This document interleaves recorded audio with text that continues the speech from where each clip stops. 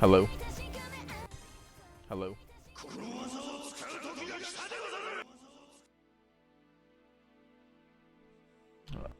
Oh, what's good? I thought somebody would play, so I'm gonna play like a quick little first to 5, first to 10, and then I'll get to the discussion. Let some people get here and shit.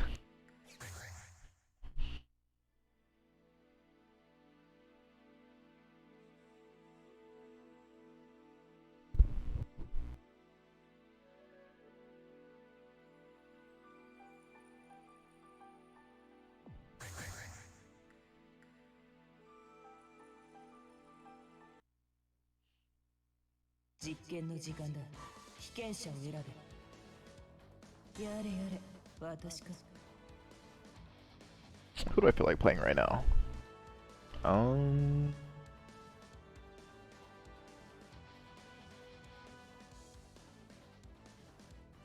don't want to play Bang, dude. My fingers are fucked. I literally haven't been able to do my combos on Bang for like a week. My hands are fucking... They're cooked. It's over for me.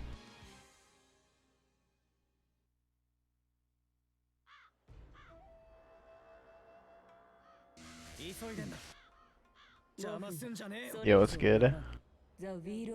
Not doing bad. You're pretty decent.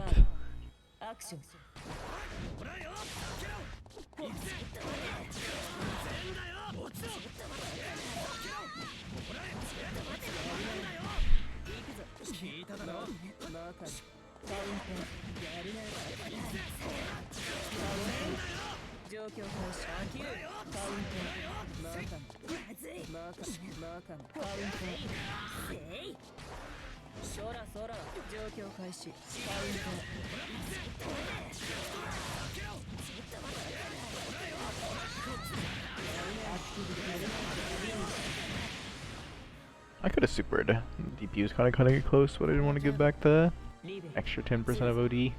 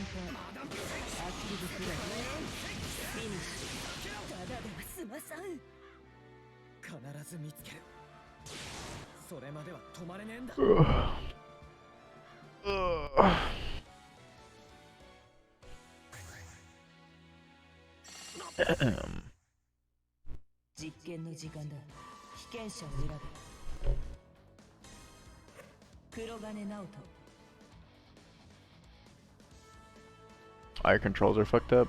Word.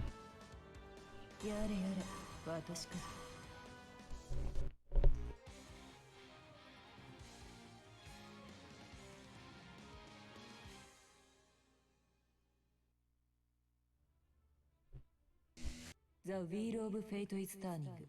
Level 1. Action.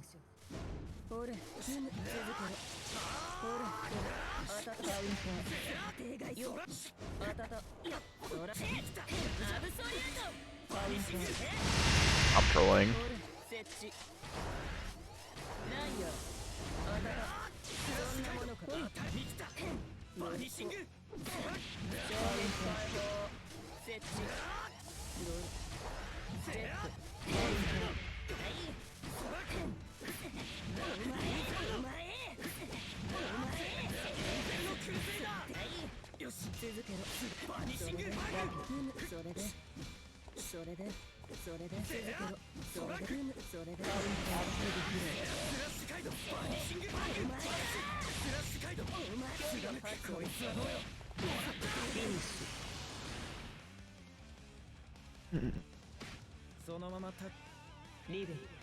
That's good, everybody.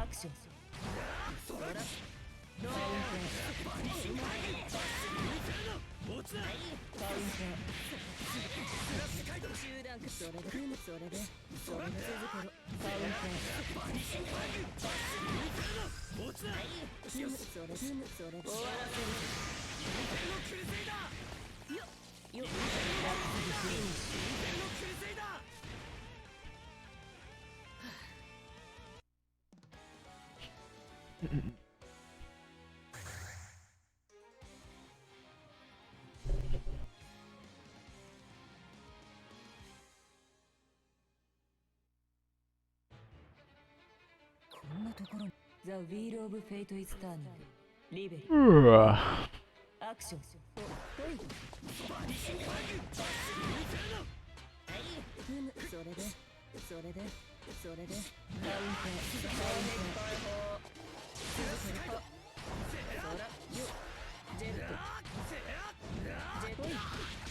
I fucked up my jump.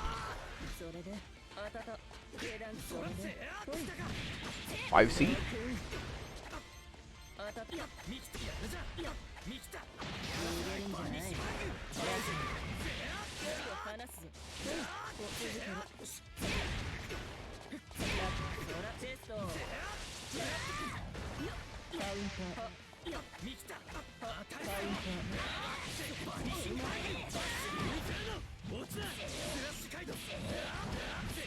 Don't kill, will it? Oh damn.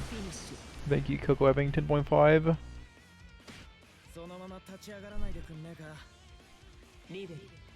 I think I'll do first to 7, then I'll hop into the other shit.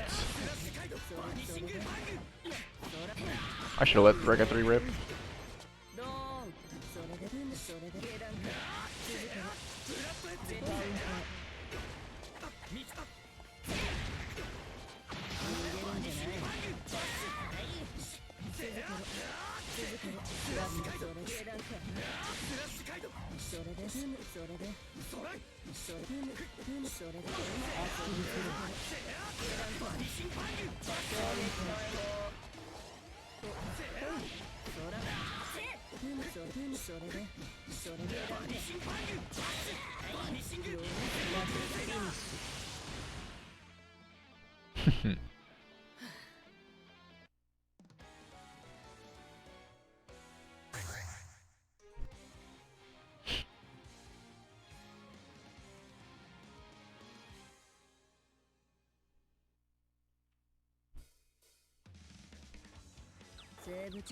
The wheel of fate is turning.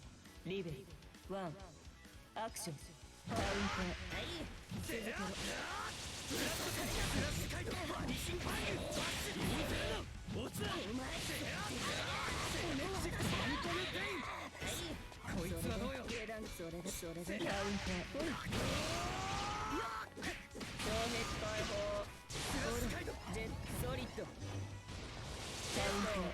I started charging it too low.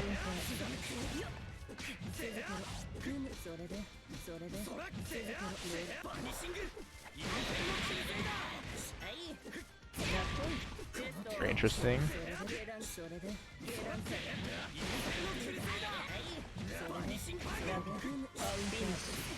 You can't be mashed on Naoto. You're just gonna die. A word of advice. Action.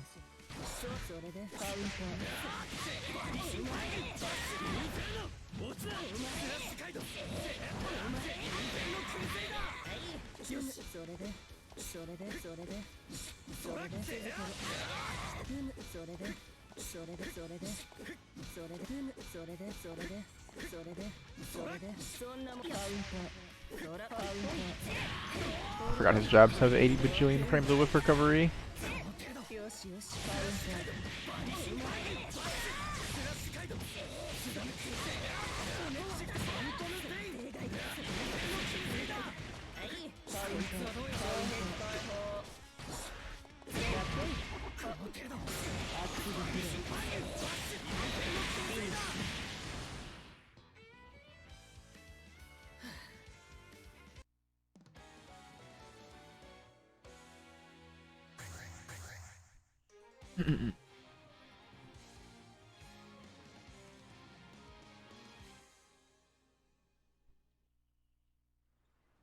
The wheel of fate is turning.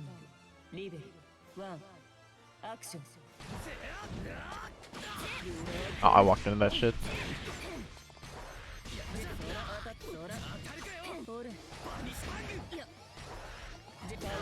I fucked up.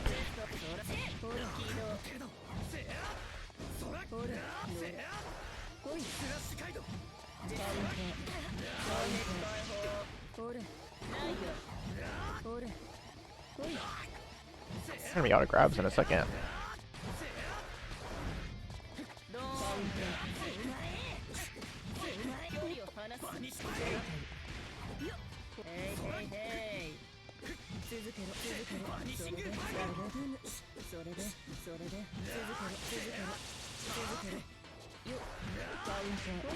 My 2C! They're just anti-air's ass.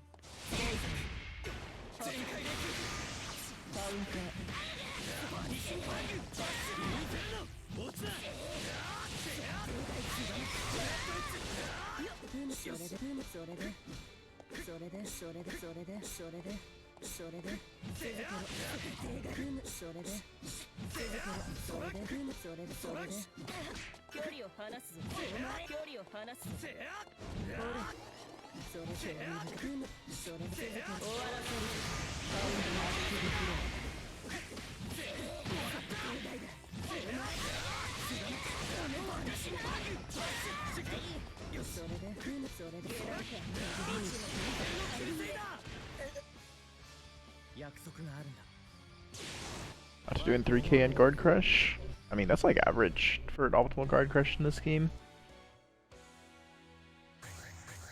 Like there's no situation you're not doing like 3k off crush sugar throw or something.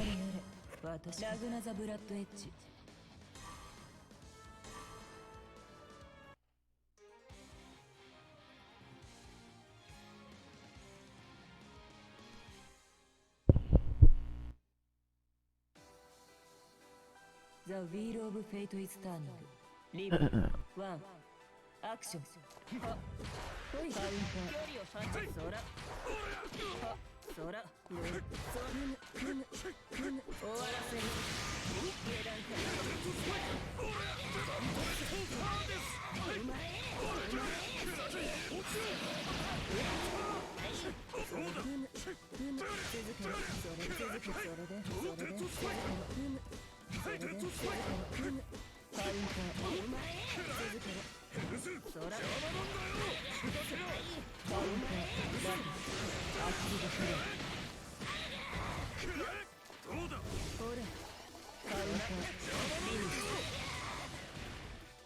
Did you miss it? Nah, I'm gonna do it after this set.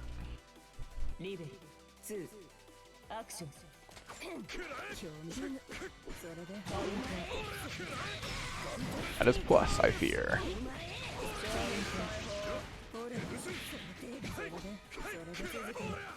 Oh, I'm out of range.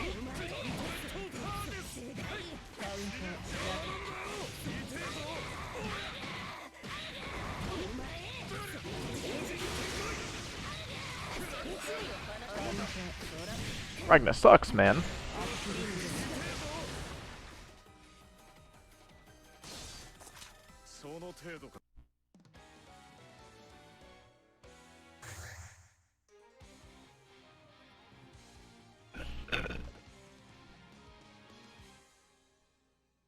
What I just hit you with? I just air through you.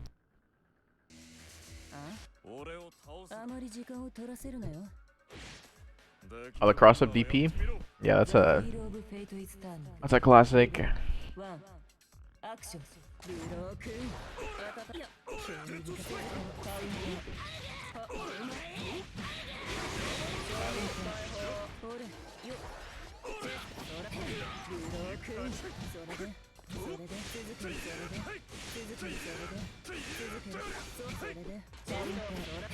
Oh fuck.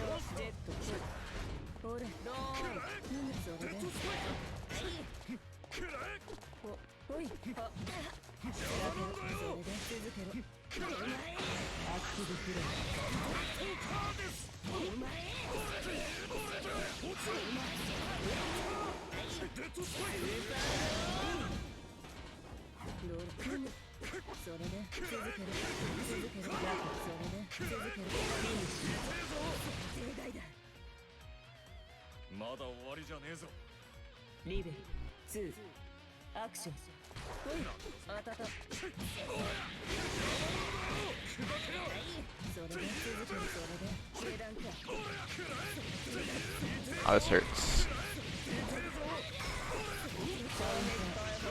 設置ジェットいやあたたそらほれほそらそら下段興味深いそれでそれでそんなそれ続けろそらがアクティブプレイフィニッシュ Alright, I'll do one more. Then I should probably get to this other shit.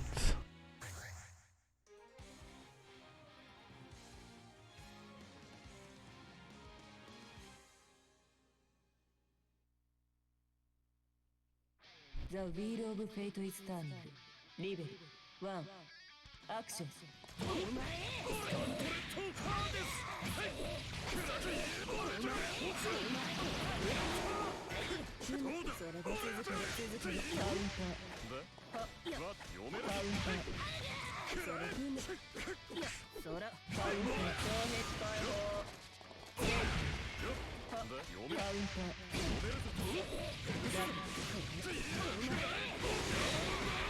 Fucked up my combo. Would have killed if I didn't drop my shit.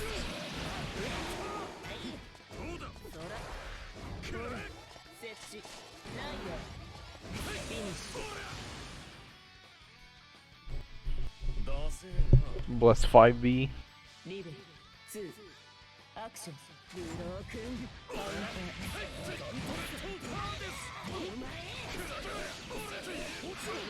should give Bang Ragna 5B, I think.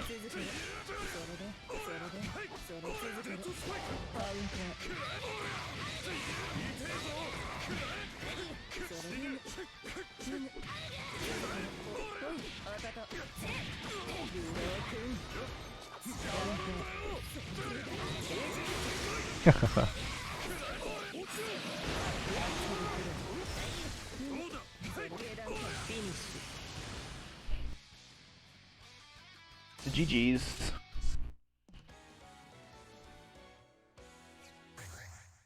Alright. Do I have the ship pulled up already? Okay, I do.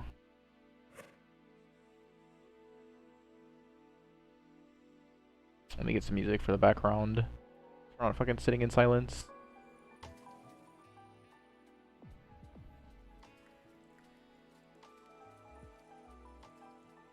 That combo kill if I didn't drop it.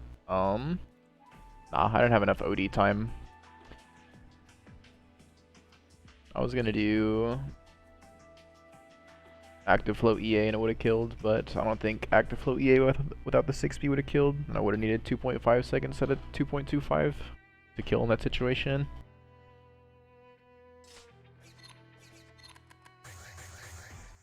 I'll leave training mode open. So I'll probably need to boot that shit up to do some of the talking points I want to. I'll need bust open the other window capture. Oh, that's not it.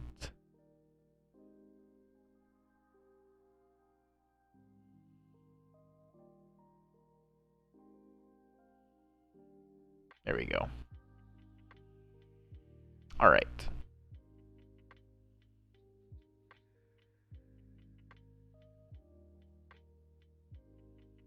Is everybody here? Are we good to go over this shit?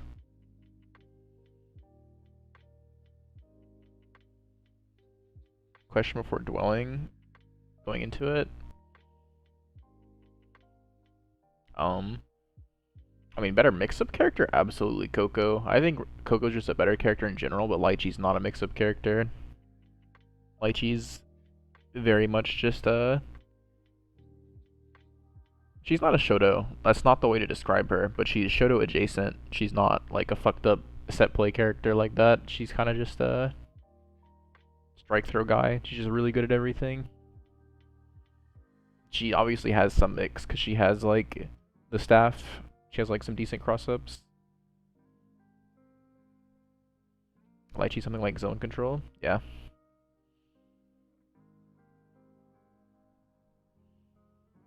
Right. Give me 1 second.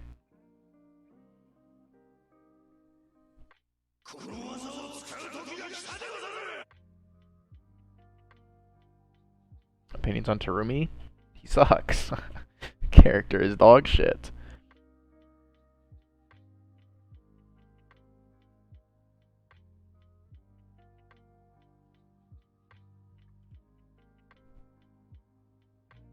I feel like I'm forgetting something.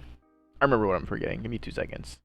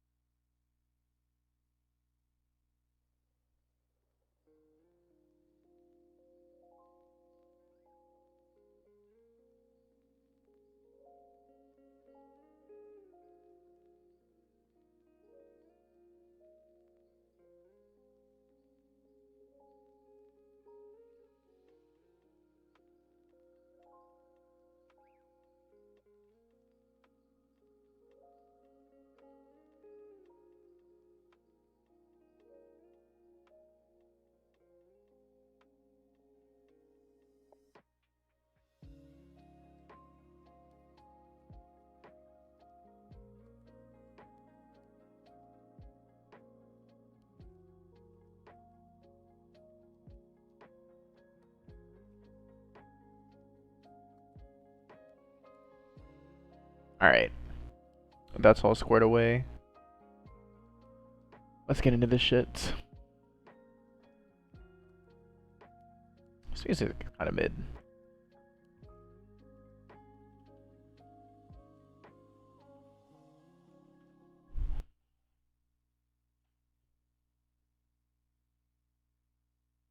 This is more appropriate. I'll agree.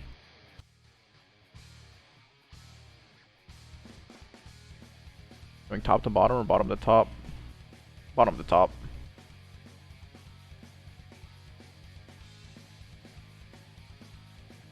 Yeah, I think bottom to top is probably the best way to go about this.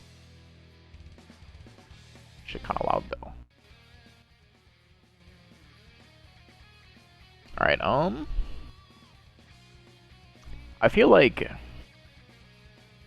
as we go up, there's gonna be more to discuss per character. The first few characters we start with probably aren't gonna have too much to say to them. Let me open Dust Loop too. There won't be a ton to say about a lot of these characters starting off with, just because they're kind of shit. At least these two. These two just suck. There'll be more to go into once I get higher. But yeah, starting off with Terumi. It's kind of just whatever, dude. The character is like... Terumi's just not great at anything, really. His offense isn't bad. I will concede that Terumi's offense is, like, decent. But it's not phenomenal.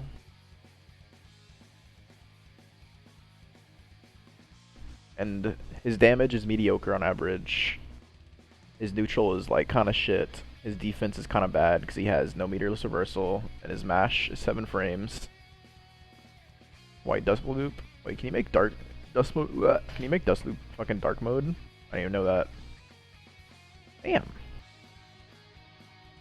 Learn something new every day, I guess. Very cool.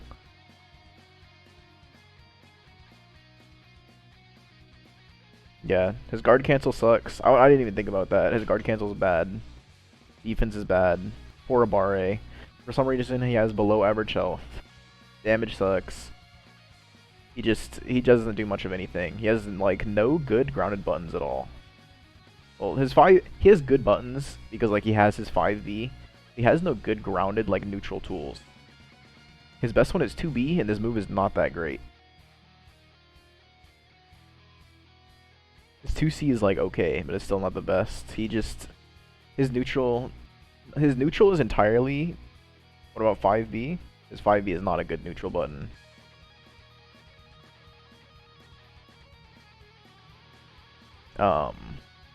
Yeah, he just has shit buttons for neutral, and then he doesn't have any external tools besides his buttons, except for just like speed.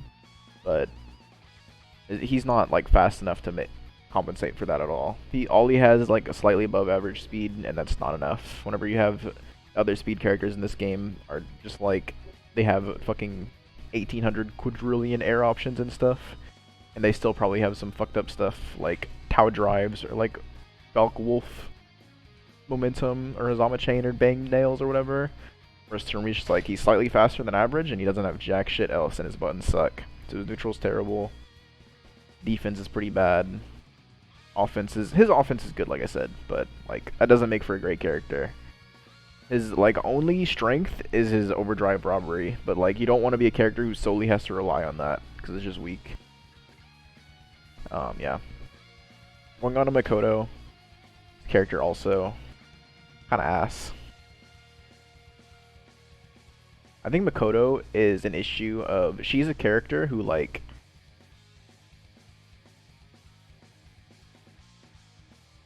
she seems to confirm hits better. She does a little bit. I don't disagree with that. My big thing that I think she has an issue with is her defense is like fine. Her neutral is okay. It's not great, but her 5B is like it's a hell of a lot better than anything Terumi has. Her 5B is actually a pretty decent button. Besides that, her neutral is kind of bad, but her 5B is okay. Her offense is decent, but it's nothing crazy really. She kind of just suffers from she doesn't do anything super great. Her risk reward is like kind of dog shit because she's like a brawler playstyle character who has like average damage. She doesn't mesh with system mechanics super well. Like OD doesn't really do too much for Makoto. She's not a character who can farm active flow consistently. She just doesn't have a ton going for her, realistically. Like Makoto's win con, quote unquote win con, the way she wins rounds is she literally just like outplays you, gets in, runs strike throw guy mix, and just like beats the shit out of you 5 times and wins like 4 or 5 interactions. Which other characters have to do that too, but the difference is other characters that have to do that are like Ragna, and they have fucking Ragna buttons and Ragna DP, whereas Makoto isn't Makoto in neutral on defense. But yeah, I don't know. She's okay. If she did, like, if you slap 11.5k on Makoto and, like, give her 30% more damage on average, Makoto becomes a solid mid-tier character. But as she is a brawler function without brawler damage, and she kind of just suffers from it pretty hard, in my opinion. Alright, now we move on to low mid. Makoto at least has a DP. I mean, she has one. Kind of sucks, though. Like, barring Azrael, her DP is like one of the most prone to getting low profile in the game. It is a 9-framer, which is nice, but a lot of matchups it doesn't matter because everything low profiles it.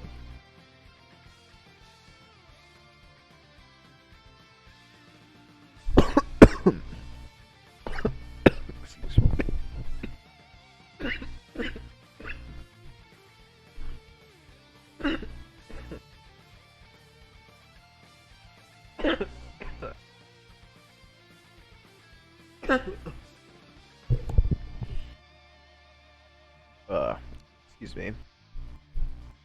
Alright, fucking. I choked on my joint. My bad. Alright. Now moving on to low mid. Start off with new. Nu's Nu's pretty shit. Nu is like a character who could go down with these three or with these two. The sole difference between these two and Nu is I feel these two characters are just like completely irrelevant. Like they're just ass. There's no reason to pick them at all. Whereas Nu has like actual relevant matchups that she does solid into. Like Nu does okay versus Rachel. Nu does okay good versus Arakune. Nu does like solid versus 9. Nu has like decent matchups versus some of these characters. These two just get shit on by fucking everybody above them. Everybody beats the fuck out of them.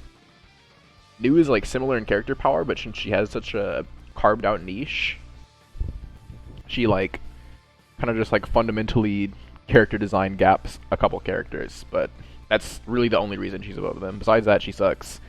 Her fucking win con is like non-existent. Her zoning doesn't do chip. Her zoning is just like easy to bypass for most characters. All in all, she just doesn't do too much. She has like no damage. Just no way to cash out ever. She can't just like get a big hit and rob you. Which, there's an argument for putting her down here, because Terumi can definitely get a big hit and rob you. Makoto kind of can't. Makoto should probably be bottom 1, but I feel like she has better tools overall than Terumi. That slightly leaves her above.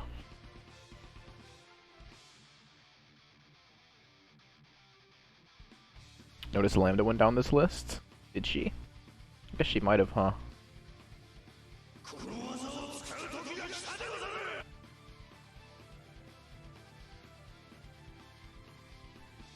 Alright, Noel. This character is fucking cringe, man. I hate Noel. I don't know, man. She's alright. She has very underrated stagger pressure. But she is just like strike throw guy at the end of the day. She's really fast and she has really good air buttons. And her 5v is good. But she struggles from with confirm issues. Fucking bot in my channel. Bro, where's Ice Cool? Where are my mods?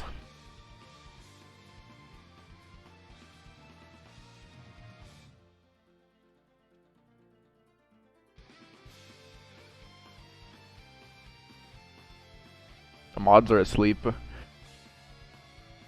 But yeah, Noel is like... She just...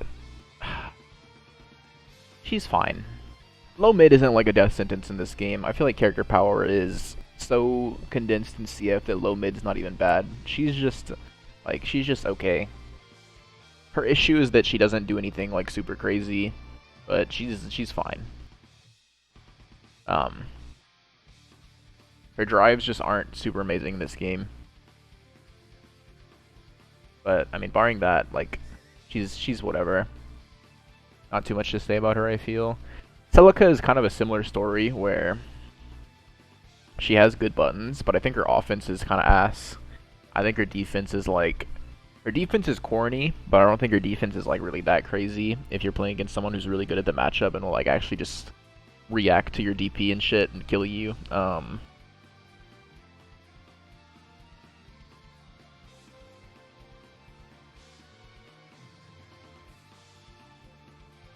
Yeah, Celica's fine. She has some good shit. A lot of her issue comes down to her offense is bad, and her risk reward is really ass. She's kind of just like a worse Ragna.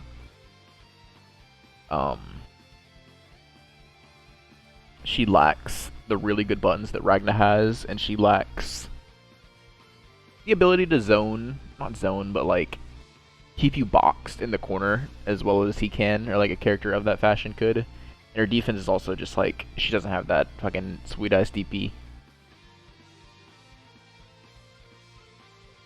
Also, her health gain gimmick is nice, but I feel like very often on Celica you kind of just like end up being a 10k character, whereas Ragna you're always going to get some amount of health back, but Celica like very frequently ends up just being 10k.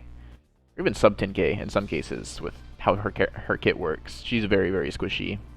And also, since she's so big, most characters can do big body routes on her, so she gets shit on sometimes. Jubei is okay. I think he has some good buttons, and his stagger pressure is like pretty solid, considering his 2B is so good. And like the tools that he has, and he has a Rekka, and he has all that shit. So neutral offense is solid. The big thing that hurts Jubei is just that his defense is probably, like, not even probably, Jubei's defense is the worst defense in the game, in my opinion. That shit is ass. His defense fucking sucks. And then, to top off his defense being shit, he has the gimmick where every character gets crouching confirms on him off of anything, which, like, that shit fucks him in a lot of matchups. And a lot of matchups, that shit hurts him even more than having 10k health would. Like, if you're fighting Azrael, or if you're fighting Ragna, or you're fighting Jin, or Naoto, or if you're fighting, like, half the characters in the game, Jubei is effectively, like, a 9k health character, and just because of that debuff, that shit, like, actually murders him. It is really rough to be in situations where just that's how your character functions. Like, as far as neutral hits go, it makes them matter a lot more, but it's just everything, because, like, it from neutral hits to fucking, you can be in situations where, like, you get a mix-up. Like, say you're playing a character who has an overhead that, like, forces people into standing state, which is something that happens for a decent amount of characters. It doesn't matter. Jubei does not have a standing state, so you still get, like, combos that are just impossible otherwise. You just have Jubei specific combos that can do really high damage in a lot of situations.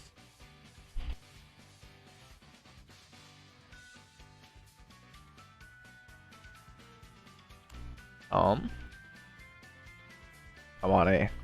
Honestly, this character is, like, such a question mark for me because I feel like he has potential, but nobody's fucking ever done anything with this character, and nobody ever has, like, any real results. The best you got is some random asshole in Shinjuku Sportsland who, like, does okay sometimes, and you're like, well, maybe this character's decent. Well, they didn't go in anything, so who the fuck cares? Until somebody can, like, show me this in, like, a real fashion, I can't believe in this character. But he could maybe be up, but I don't know. I just haven't seen it, and I haven't seen the scrolls. Have stream muted, just tell me who to ban. You already got him. Good job, man. Mid tier. Tager, first off. Tager is not fucking bad, dude. Tager is, like, so solid if you're not fighting these 5 characters. Or this character. Probably these 2 characters too. The thing with Tager is he has, like, yes, he has some abysmal, terrible matchups, but if you're not playing those shit matchups, Tager is such an annoying-ass character to fight. Like, if you're not playing one of the 5 to 8 characters who fuck Tager up, you're having a terrible time, and you're playing a matchup that is, like, incredibly hard to win consistently. It is just, like, extremely volatile. Because the thing with Tager is, if you have to never interact with him at all, then, like, you're chilling. But that's very few characters who can just play like that. How most characters have to deal with Tager is they have to interact with him at some point, and the point that they take that interaction is going to be an unfavored, like, disadvantage interaction. So Grappler's ever been fun to fight? I agree, but most Grapplers you can, like, I don't know. Most Grapplers aren't as crazy on the RPS as Tager is. Tager is just, like, ridiculous. Tager gets to play BlazBlue like it's Guilty Gear. Like, the character is egregious. Yeah. He's low. If you took out, like, the characters that fuck Tager up, Tager would be, like, high tier. Maybe not high tier, but he'd be, like, high mid. He'd be, like, up here somewhere. If he just, like, took out all of his bad matchups. Like, all 5 or 6 or 8, whatever. Take those characters out and Tager's, like, all of a sudden he looks really, really good. Tao, I think this character's solid. Her movement is, like, fantastic. It is the best in the game, besides maybe Valk, and, like, that's an argument to be had. Her offense is really good. She has both extremely strong, like, stagger pressure, and she also has, like, good mix-ups on your wake-up. She's literally, like, how Chip has always worked in Guilty Gear, where he has, like, a 50-50 on your wake-up, and then he just has insanely good stagger and strike throw post that point. She's the exact same way. That's just her character function, so her offense is really good. Her neutral is, like, she definitely doesn't have the best neutral in the world, but her neutral is still really good. I would put her neutral in, like, the top 1/3. At least in the top 1/2. Her neutral is very good, in my opinion, just because her speed is, like, invaluable. She has a lot of solid buttons. and her drive is good. And all her extra air options are really fucking strong. Then her defense is not bad. She has a 6-frame 2-way, and she has the best low profile in the game. Her defense is like very matchup dependent on how good it is, but in the matchups where... Like, Tao is a character where you can't just fucking IBDP your way to success. You have to like really lab the shit out of defensive scenarios, but once you do so, she's pretty solid. Her biggest flaw is she has like actual not great damage. Which Max said. I think this character with damage would be like high mid. Maybe even the like bottom of high tier, but I do think she has a really low average damage, and her she has solid cash out, but she has like the issue of her average hits lead to very, very low, and she just struggles because of that. Yeah, that's basically it. It's like that, and it's her hitboxes got nerfed in this version, if I recall correctly. So versus most characters, that doesn't matter too much, but versus like the really good characters, Tao struggles because these characters have fucking ridiculous, egregious buttons, and Tao does not. So the interaction she does finally get end up being a little rough.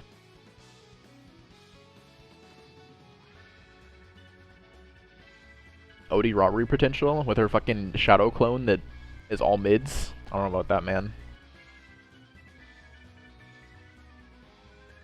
Fucking shadow clone hard coded to be fully mids. She's gonna pop OD and she's still gonna do 6B and hope you don't block a 26 frame overhead.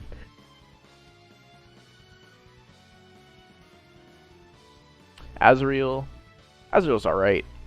I think this character is... He has his flaws for sure. I think his neutral is solidly, not solidly below average, but I think his neutral is below average. It's not the best. Versus characters with really good disjointed buttons, even like small disjoints like Susan 5A, they can really bully him and just police him in a lot of situations. He kind of suffers versus characters that can play super defensive and don't really want to interact with him. Once he gets in, you thought Azrael was high tier, you thought wrong, I fear. Once he gets in, his offense is solid. He really struggles to catch fuzzy jump, but he's really good at like holding positioning and keeping you boxed into his zone. So while his like direct button for button pressure on you is kind of whatever, his ability to just like control space is good, and then his mix-up is really solid for what that is. His damage is obviously super, super good. His defense is like... He has a weird disparity with his defense because his defense is phenomenal mid-screen because IB backdash is so fucking strong, but his defense becomes kind of shit once you corner him because his DP is bad. I mean, it's better than having no DP at all, but like the difference between policing Azrael's defensive options mid-screen and the corner is like night and day. Gets out of duo bias for free? No, he doesn't. You need to lab your shit, man. Literally just space 2C. But yeah, Azrael's solid. I think really like everyone in mid tier and above is just good because of how condensed this game's character power is. It's just I don't think Azrael happens to be better than any of the characters above him. Hibiki is like, he just fucking exists, man. I don't know. Or, I guess I didn't talk about Azrael's shit still, so. I mean, Azrael's buttons aren't great for neutral, like I said. I kind of just glanced over, or like, skimmed over his neutral being bad. But I don't really want to go too much deeper into that. I guess the only other thing left to say is his OD isn't great. He kind of has a weak overdrive, which is a pretty big flaw in this game, in my opinion. But, yeah, that's really it as far as his flaws go. He can struggle pretty hard with certain characters that just want to not interact with you. He can sometimes struggle with zoning, but his struggles with zoning are like, they need to be very specific styles of zoning. Like, Hazama's difficult, like Rachel is not, and New is not. It's like it's very certain types of zoning that Azrael kind of struggles to deal with. But yeah, he's alright. Hibiki is like, he's fine. He's the most normal guy ever. His buttons are pretty good. He got a good DP. He has the most whatever offense ever.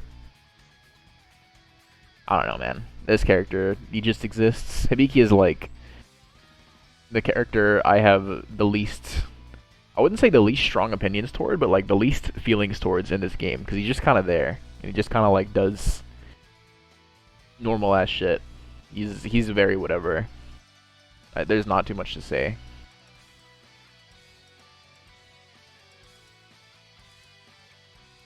Bullet, this character is fucking stupid. I don't give a fuck what anyone says. If you're not playing one of these 5 characters, or this character, or probably this character, Bullet is cringe. She's like the entire thing we just talked about with Tager. She's all of that except she has actual good buttons. You trade good buttons for no 360A and no Spark Bolt, which you still have a DP and you still have a 720, so your defense is still good. Her buttons are fucking crazy. This character's buttons are actually like, why the fuck are her buttons so good? Genuinely, why does Bullet have like so many disgusting buttons? Bullet 2B is probably the best 2B in the game, outright. This shit is so ridiculous. And I know Izanami's in the game, I don't give a fuck. Her 2B is absurd. Her 5B is great. This button is really good. Her 2A is maybe the best 2A in the game. 6 frames, disjointed as hell. Her anti-air is amazing. Anti-air is fucking godlike. Her jumping normals are good as fuck. Her J is literally just Ragna J, by the way. J's super good. Her drives are like really annoying scramble mechanics. Mashing 2B is his fucking job. They can just get away with it, man. They can just get away with it. But yeah, she has all this, and then her biggest flaw is her neutral, but like I'm saying right now, her buttons are good. Like, her neutral's not that fucking bad. Yeah, sure, her movement's not the best, but her buttons are disgusting. So, don't run at your opponent and kill them, and fucking kill yourself, and wall them. Like, how people say they play Azrael is how you should play Bullet, where you should just fucking chill out, and just abuse your buttons, and be a wall in neutral. Because she's good at that shit. People just don't like to play like that for some reason. Her defense, I already talked about it. Her offense is disgusting! Why is this character -1 on fucking every normal in the universe, man? What other character do you see that's -1 on their 5B and their 5C, and they can just like tick command grab you off random ass shit like that? Her 2A, -1, 6 frames. So versus 7 frame characters, you literally can't mash 2A.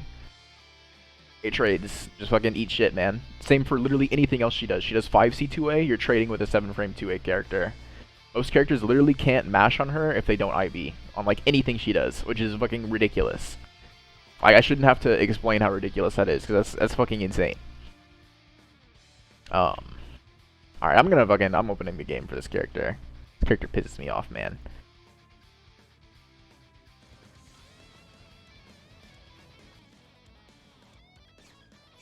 I do not wish to return to the main menu. Alright.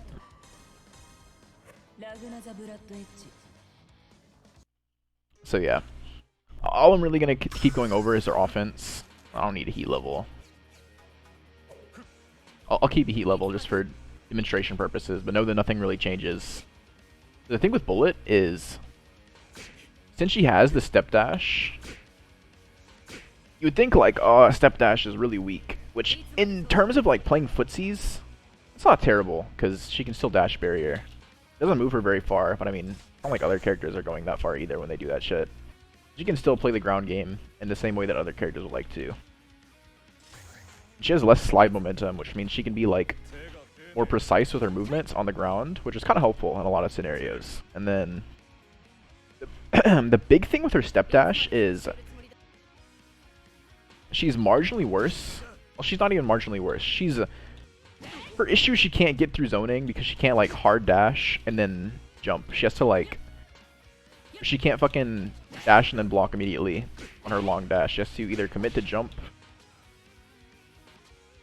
early, like this, just to let the animation rock. So that sucks versus zoning, sure. But she can cancel her dash at any point with buttons. What this means is, if you're at spacings like this, guess who goes further in 0.2 seconds? Ragnar bullet to dash button. I'll give you a hint. It's not fucking Ragna.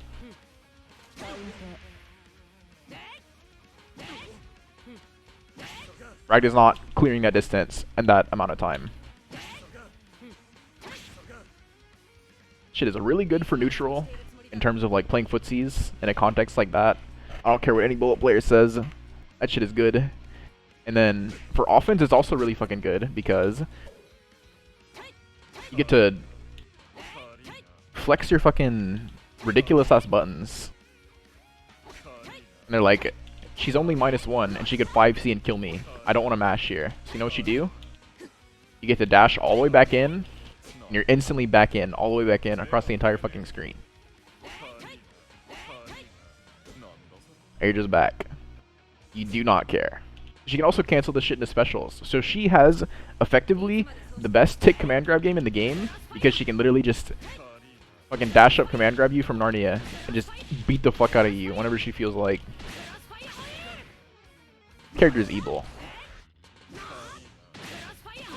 But yeah. And then she's also really good at just okay, let me do this. States. She's really good at brawling and forcing annoying ass situations because she can play like this, man. This gap action. I fucked up. Her 2B is so good that you can just press that shit on minus frames and it'll probably beat out your opposing character what they're trying to press.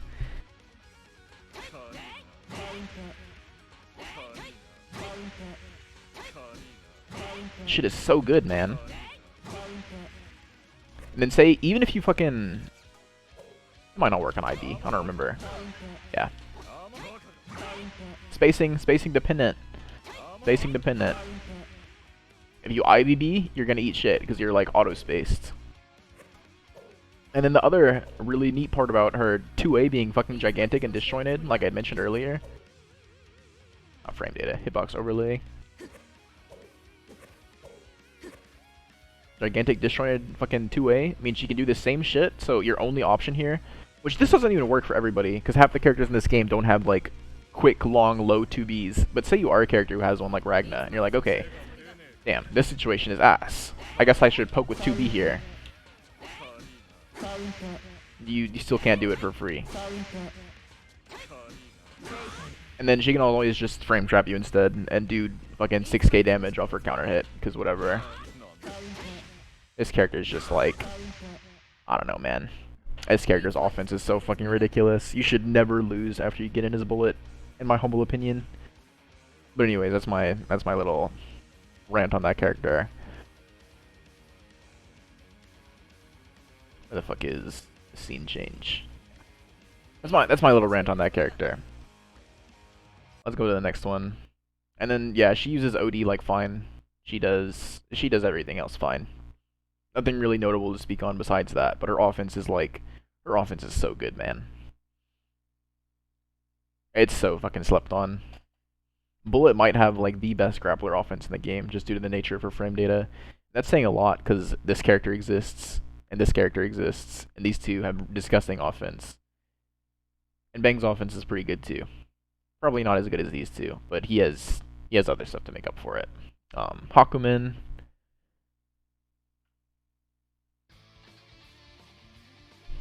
He's just a guy.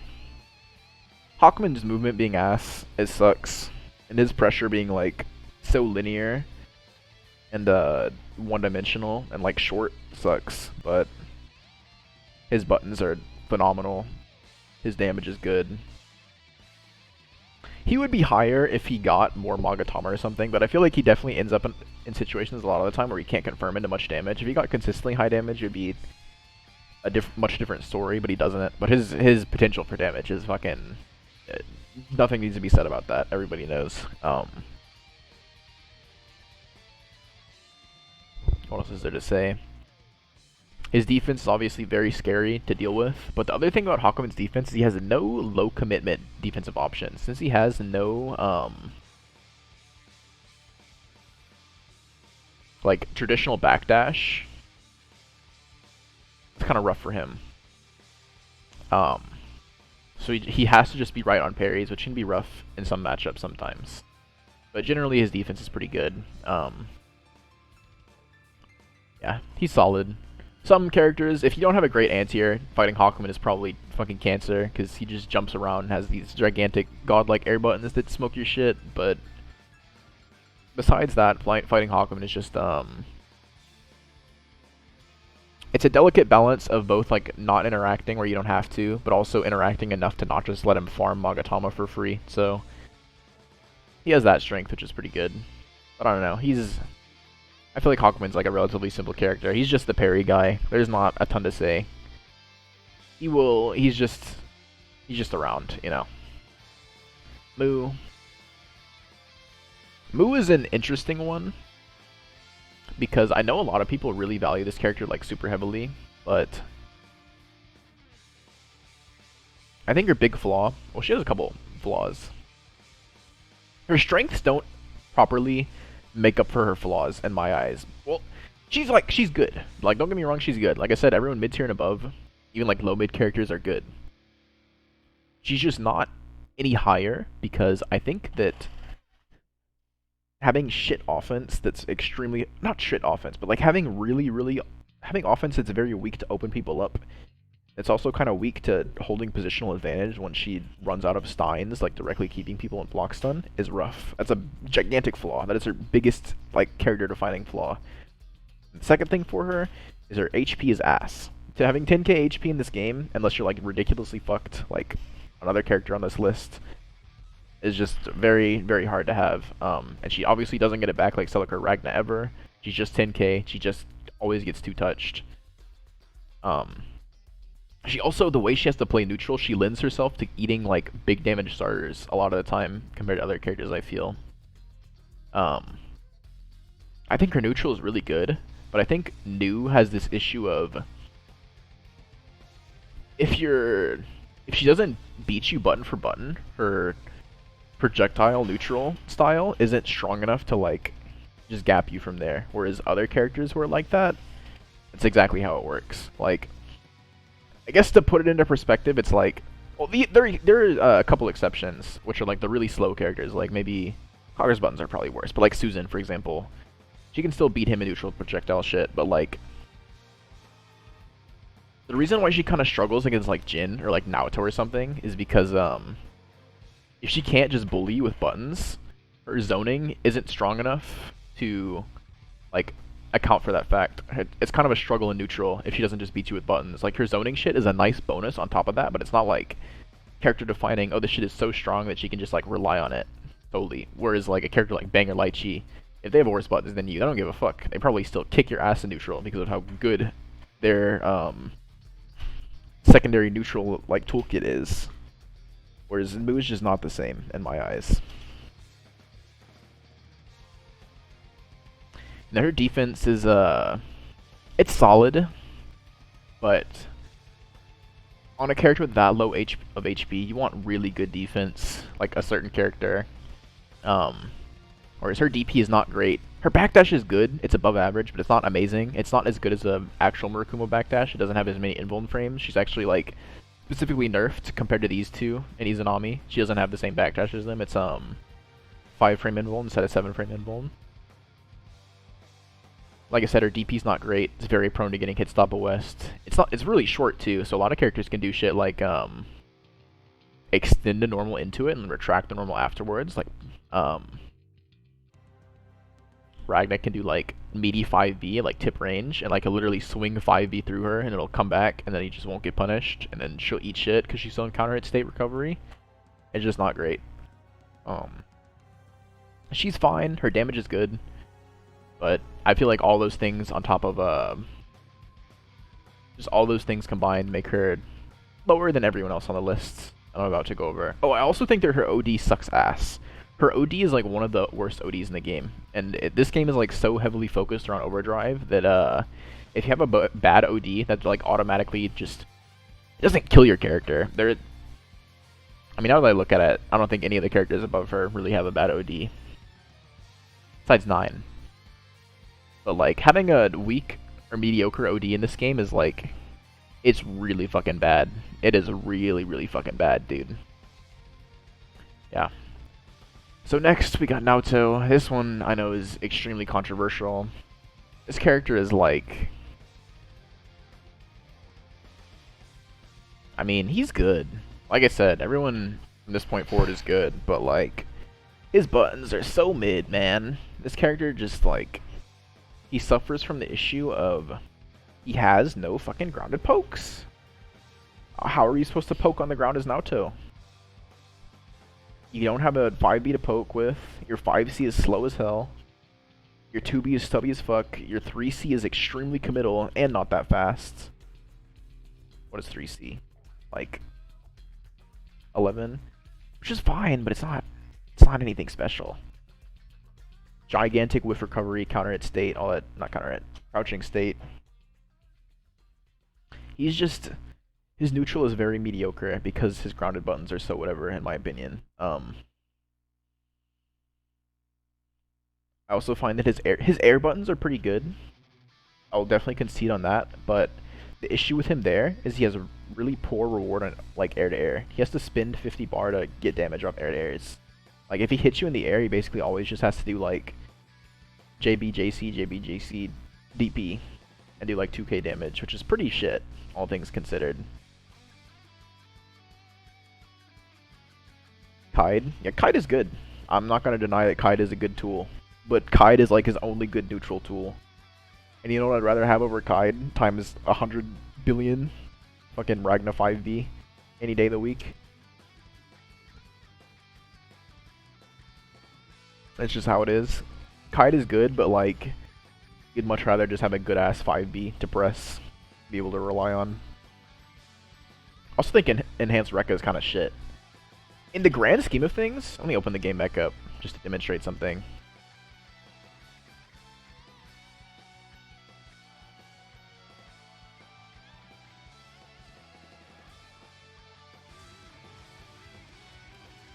Gotta fucking pause bang Steam, unfortunately. Alright, so where is this character? At the end, right? Yeah.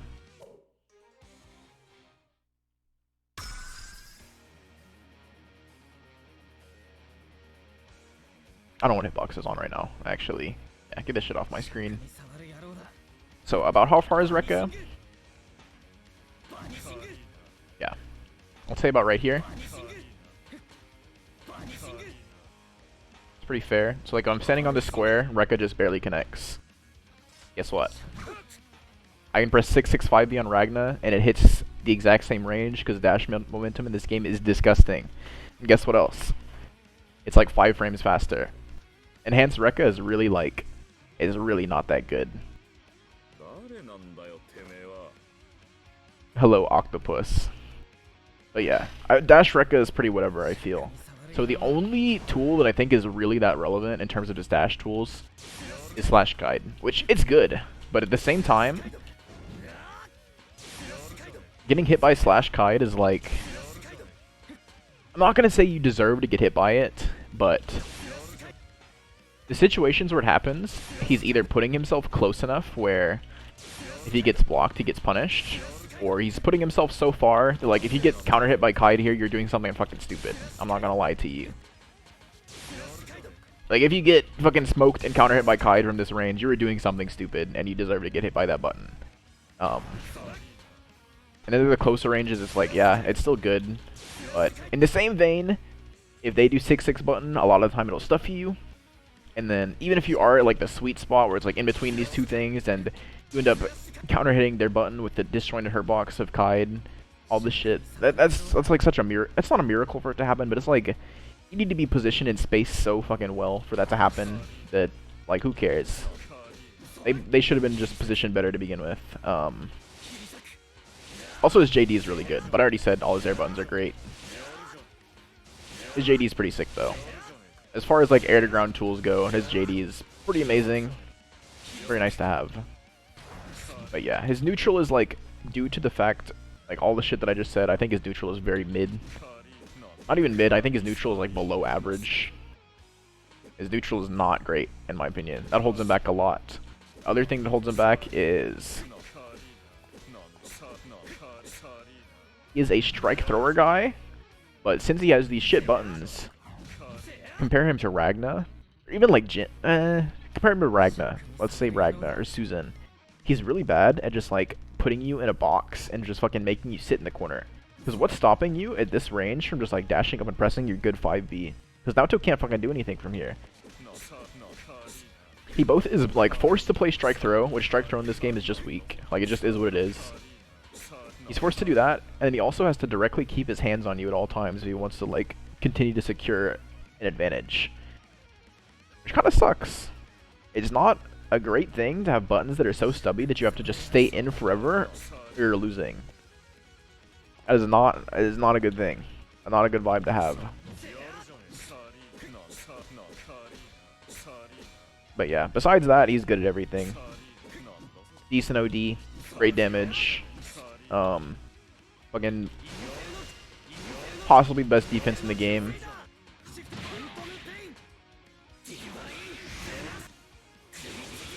Because of fucking 800 quadrillion super is crazy damage off of his spot dodge. Really good DP. Probably the second best DP in the game behind Ragna's. Depending on who you ask, they'd say the first best DP, but I feel a little differently for a couple of reasons I'll go into later. Crazy damage, like I said.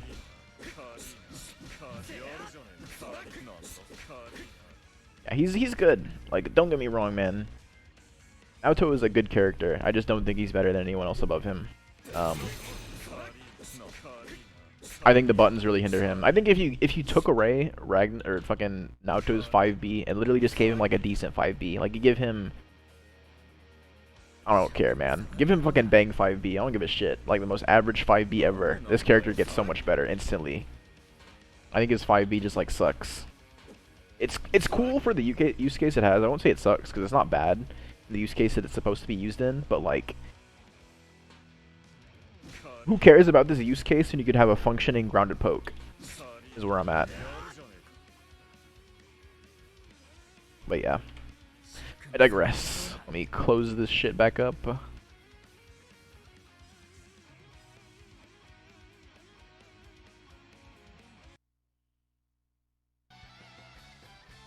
We're going to Lambda. This character is annoying, and I don't like her.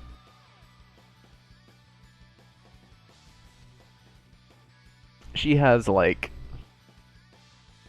I don't know, she's kind of just good at everything. She has like really, really great neutral. Like obviously, she's a Murakumo. She has fucking phenomenal neutral. Her offense is pretty scary in the grand scheme of things. I think 6B is like the best grounded overhead. Not the best. It's one of the best grounded overheads in the game, just because of like its animation is discrete, but the strength in 6B isn't necessarily its animation being discrete or its ability to like be hard to see. Like that's nice, but the biggest thing about it is that you can just sneak it fucking anywhere because it gatlings off of everything and like the character's entire fucking kit. And it's really long range, and I feel like overheads get like significantly better the longer range they are.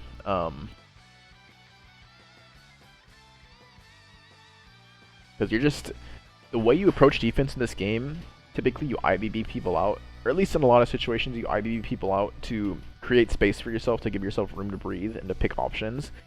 And Lambda kind of just like denies that by both having the Rekka overhead that's like full screen and 6B, which will just like catch you from any length that she can stand at, approximately. Yeah, her defense is like mid-screen. It's pretty good. I think 2TD is a really good tool. In the corner, it's not amazing, but Lambda has the cool little quirk of if she's right on her super, you eat 5k damage because it's a 5k counter hit starter for some reason. So That's always something she has in her back pocket. And then 2GD is the same, where it fucking murders you on counter hit. Her damage is solid as hell. Her OD is kind of whatever, but like, I don't know. I feel like she's strong. She doesn't go any higher because I feel like she doesn't have anything like outstanding to talk about from this point, like that you have to talk about for these other characters, but she's really damn good, man. This character is very good. I don't really think she has any notable flaws. I don't think she like has any like areas that she distinctly lacks in. She's just really good across the board. Let me get to Jin. Jin is a funny one because people think Jin and Naoto, because a lot of people think that Jin is like extremely strong. Same for Naoto, but in the same vein as Naoto, I kind of just don't see it. He just, in terms of what I value in a character, he just doesn't really align with it. I think the biggest flaws for Jin are similar to Naoto. His grounded pokes aren't phenomenal. His 5C is fine, but like this is such a shit hitbox to start off with. You can like Jin's 5C loses out quite often to buttons it probably shouldn't because his hitbox is so big on the startup. And it's also 10 frame startup to begin with. It's not even 8 or 9.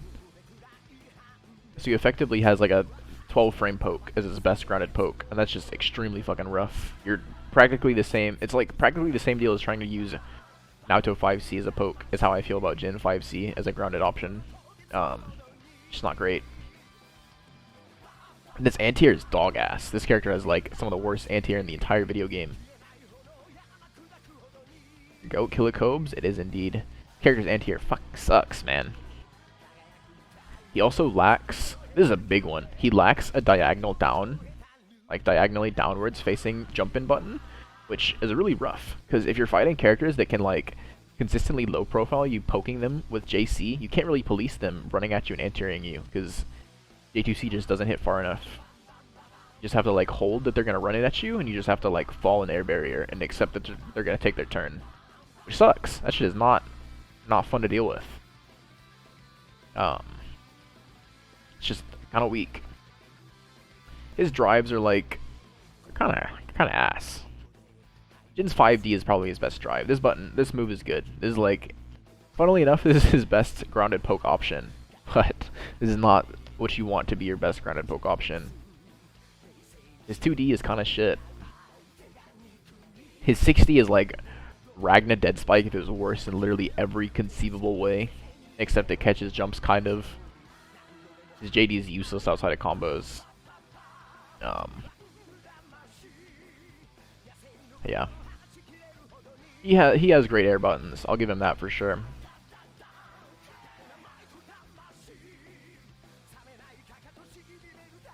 Yeah, he just runs up. What do you do? Like, literally, there's so many characters in this game who literally just fucking press 6-6, and all of a sudden Jin is like, oh fuck, I'm in the air, I can't do anything. Which is not a good spot to be in as a character. Welcome back, Ice Cool. But yeah. So his neutral, I think his neutral is like good, because his air buttons are super crazy, but he has those glaring weaknesses, and they hold him back a lot. Whereas, I don't think his strengths necessarily compensate for it. His defense is okay, but it's only okay because his CDP is shit. His CDP is like not good. Pretty objectively bad. Really, really short range, and it's also slow. And his DDP has the range, but it's still slow. So his defense just isn't phenomenal with all that taken into account, I think. And then he doesn't have a 5-frame button at all. It is 2A 7 frames. He has Yukikaze, which is great. Like, Yukikaze is a super nice thing to have, but it doesn't really account for, it doesn't really do much outside of like, it's nice to have into projectile set play characters, which I won't deny it that use case at all. That is like, being able to spin 50 meter and say fuck off, I'm not going to deal with your offense to like Rachel, that's great. That is really, really strong. But that doesn't matter, but it's a lot of characters in this game. Yeah, I think his defense ends up being like solid, but not enough to save him. His offense is decent. I mean, his offense is good. For a strike throw character, his offense is solid, but the thing that he lacks is he has no option to leverage that's like a plus on block pressure reset that he can just fucking do. Except 60, but 60 is shit. 60 is terrible. But his only pressure reset option that isn't metered is 60, which is rough. He has no plus on block button to RPS around like IB windows for. He has no better option like Dead Spike or something to RPS around. So this means that Jin is like constantly having to reset his turn off jump cancels and minus frames, which like you just don't want to have to do. Like that is just like having jump cancels and having to reset off minus frames and having no plus frame options to build your pressure around is like trying to play rock paper scissors and you just can't fucking pick rock and you simply have to be right with the other two. That's how I would describe it. It's just kind of rough. To compensate for this, he has 6A and he has restands, but I don't think they're as valuable as just having that like really basic thing, which maybe I'm crazy for saying that, but that's just, I genuinely feel that way. Especially considering 6A is like a nice tool to farm active flow, but you're not getting anything meaningful off of it outside of the context of 50 meter, and even then it's only like 3.3k damage. Yeah, Fenrich was really just that guy, but if we're talking under the context of 50 meter, fucking every character is like a solid cheeky mix-up for 50 meter. I would rather be Ragna and have Cross of Inferno Divider for 50 meter and have a great anti-air and a great grounded poke and a way better ability to like box my opponent into the corner and stuff than Jin. And then the other issues that Jin has to me are, I think, maybe this is a hot take, but I think Jin's damage is whatever. I think he has high, his cash out is really good. Like if he has meter and OD and he wants to just burn the fuck out of everything, he can kill you for sure.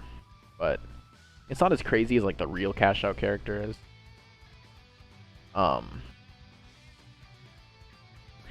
And to compensate that, his average damage is very whatever. His crouch confirm damage is solid, but he has probably some of the worst standing confirms in the game, which is really rough. Yeah, so I think his damage kind of just averages out to being like whatever. Like his cash out is solid. Sometimes he's gonna hit you and do like 7k, but he's not one of those characters like Bang or something where he's gonna like literally kill you and do like 10k all of a sudden out of nowhere. Like he's a robbery character who relies a little bit on robbery, but he doesn't have like the really fucked up robbery, which kind of hurts him a little bit. Like Jin is a character who he's pretty solid at everything, but he just doesn't have all the tools that you would want, and they're just characters with more shit. Like they're simply just characters who do a lot of stuff better. That pretty much rounds it up on Jin for me. Oh, and I also think I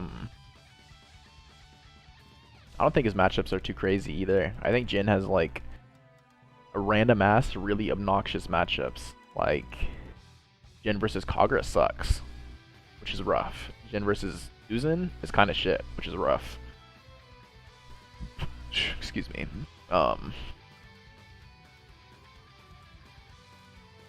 Jin versus these two kind of sucks. Jin versus this character. Actually, I'm not gonna comment on that. I don't know. But yeah, Jin has like a lot of random matchups where it's like mid tiers that are bad, and then he still doesn't do great versus the top tiers. He does like marginally better than some other characters who are maybe a little around him or maybe a little above him. But he still doesn't do great. He still loses all these characters. He gets fucking murdered, shit on, killed by this character. This matchup also sucks. Matchup shit. This matchup is bad. This matchup's not great. I don't know. His matchups are kind of whatever all around. Yeah, that's really all I have for Jin. I think he's just like, he's just mediocre. Let me actually open this. I need to use the bathroom real quick, and I'm gonna get myself a glass of water because I'm kind of thirsty. But I wrote this up the other day for how I feel about Jin. I'll just leave this if anybody wants to read it I'll be back in like 2 minutes.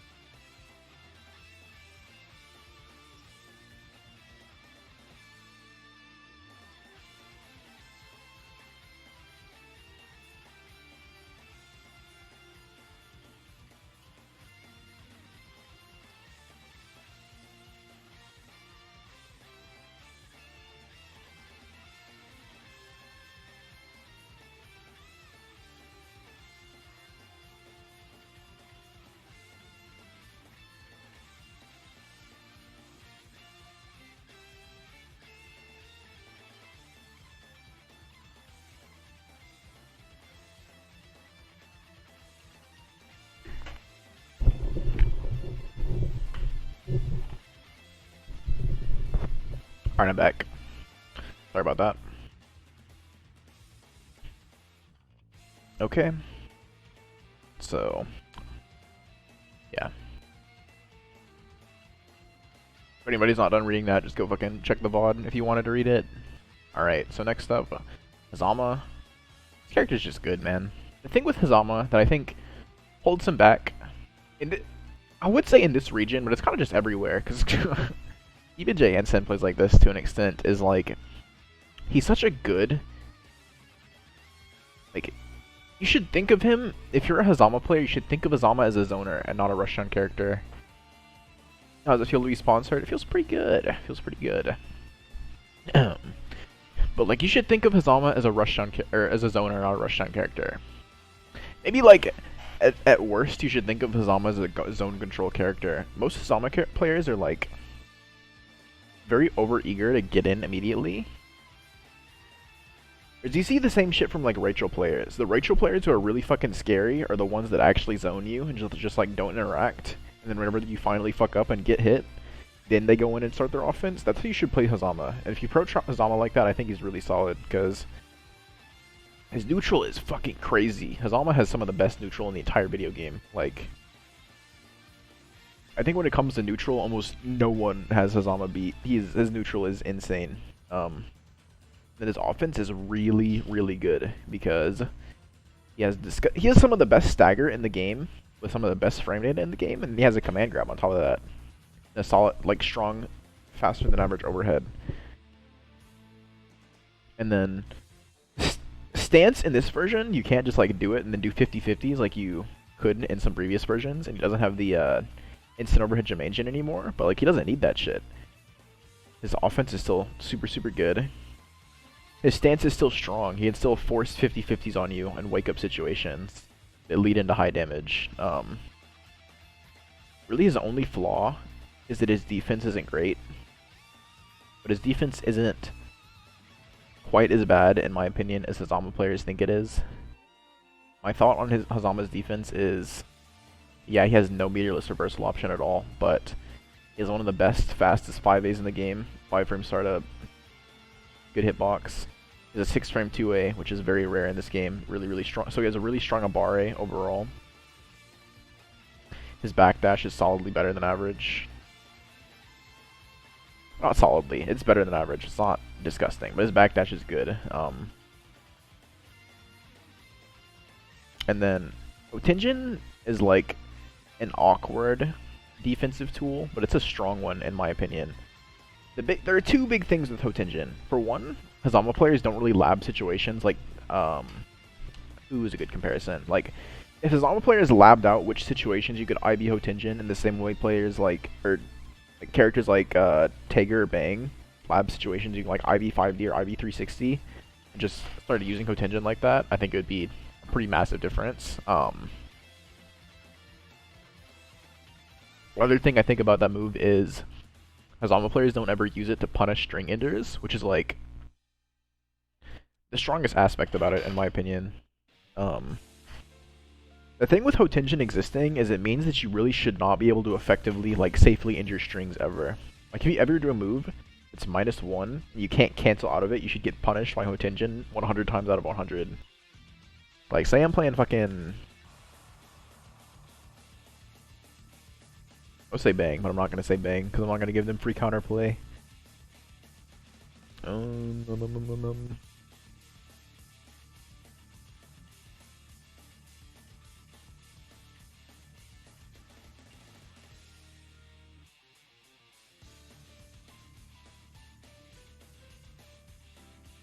How minus is Sledge? A Sledge? Let me check. I don't remember. I forgot. Yeah, A Sledge is -4. So he obviously can't cancel out of this move. I guess he kind of can. Say as... fuck it, I'll do Bang. In situations where your opponent just commits to like a hard pressure ender, such as Bang 623B, you should be fucking blocking this move and then Hotenjining if you have 50 meter 100 times out of 100. Why? Because what the fuck else are they gonna do? They can't cancel out of it, and they obviously can't cancel minus frames into overdrive or something. You just kill them. You should always do it. There's no reason to not do it, like ever.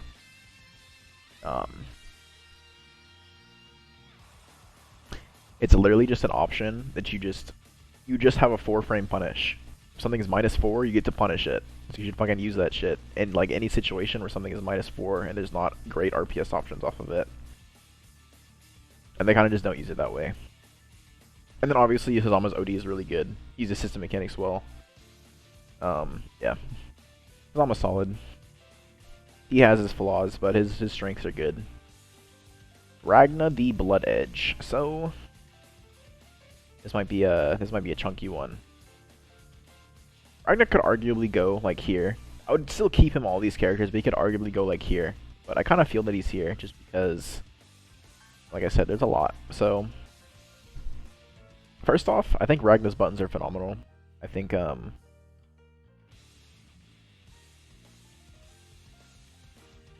they get it out even if he cancels on the overhead? That's why I didn't go with Taker's example, because he probably can't cancel it in the overhead. I can't point it. But there are a lot of situations where you can't do shit like that, and a lot of characters. Ragna the Blood Edge, so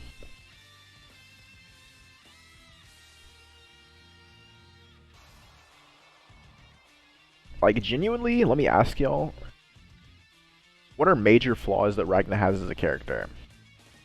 Like, what does Ragna do poorly? I'll see if anyone gets anything here.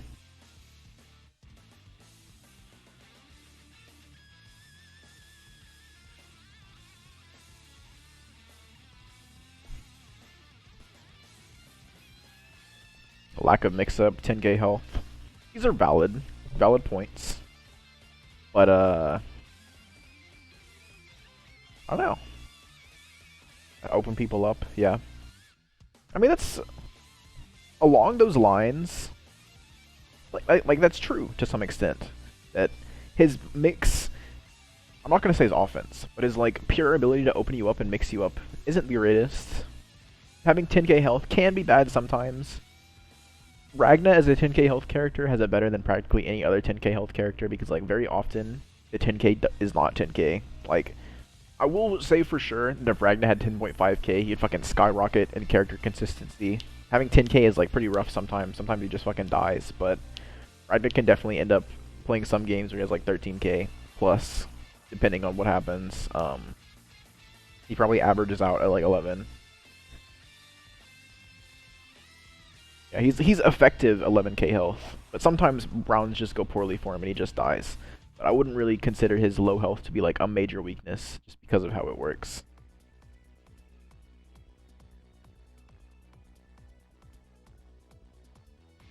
Fuse normals have hurtbox extensions before the hitbox.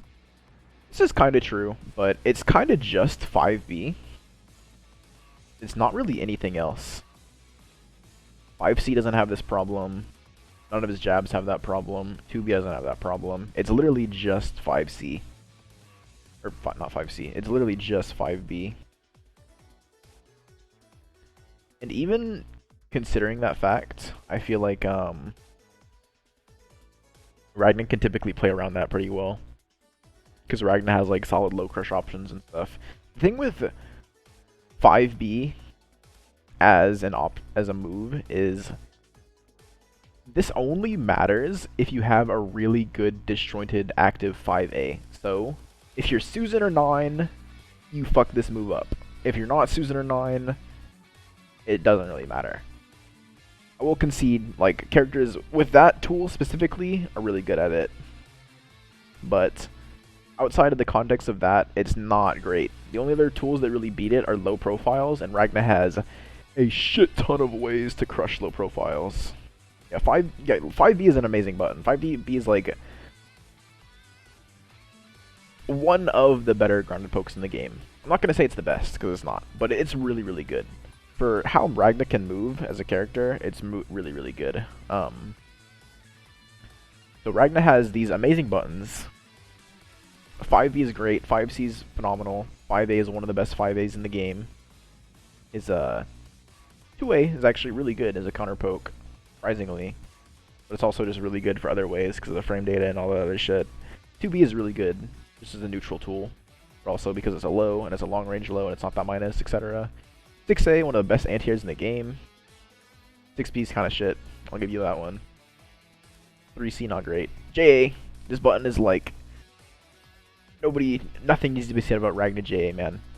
It just fucking works. It's so good. It's one of the best buttons in the game by a mile. It looks inconspicuous, but like, if you ever press any button into Ragna JA, it's gonna lose the interaction, because it just works. Simply works. JC is super good. 5D is surprisingly good in a decent amount of situations. 60 is great as a block string tool. Let's see here. Air Gauntlet Hades is surprisingly decent as like an anti-air tier air tool. Air Blood Scythe is fucking really good. People like super hard underestimate Air Blood Scythe. But yeah. All this is to say that Ragna's neutral is like as far as you can go with just having good buttons and like good specials that aren't like crazy projectile bullshit alone. Ragna's neutral is like as best as you're gonna get. His buttons are fucking crazy. His movement's good. He just has great coverage he has tools for every situation. His neutral is phenomenal.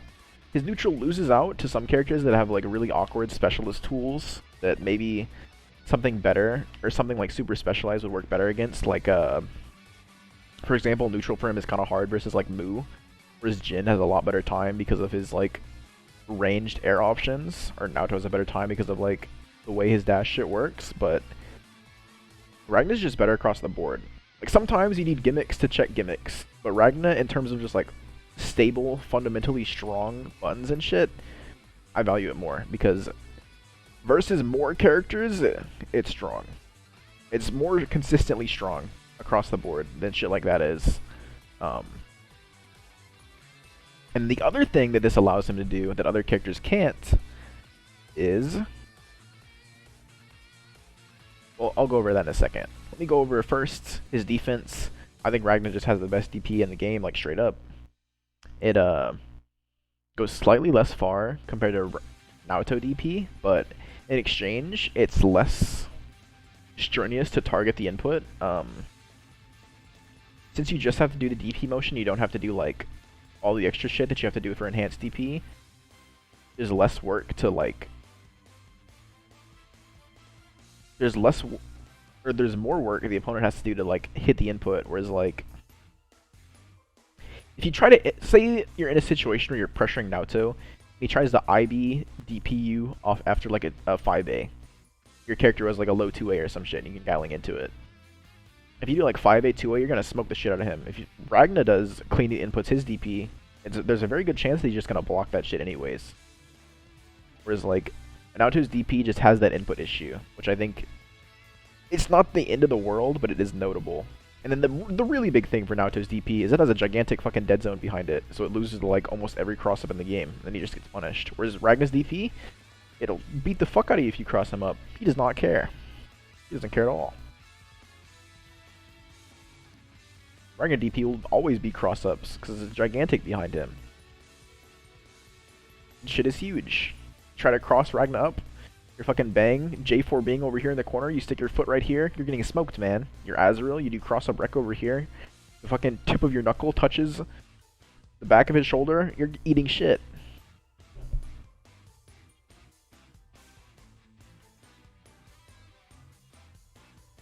Yeah, Ragna DP hitting behind him is extremely relevant. It happens so often. Like, I understand why some people rate Naoto's DP better, but like the behind the back hitbox is so good, and it like in some matchups it happens so frequently that you can't undervalue it. It's so fucking strong. Yeah, the only other DPs with good back hits are those two, and they're slow. Like, it's nice that they have them, but those DPs just aren't.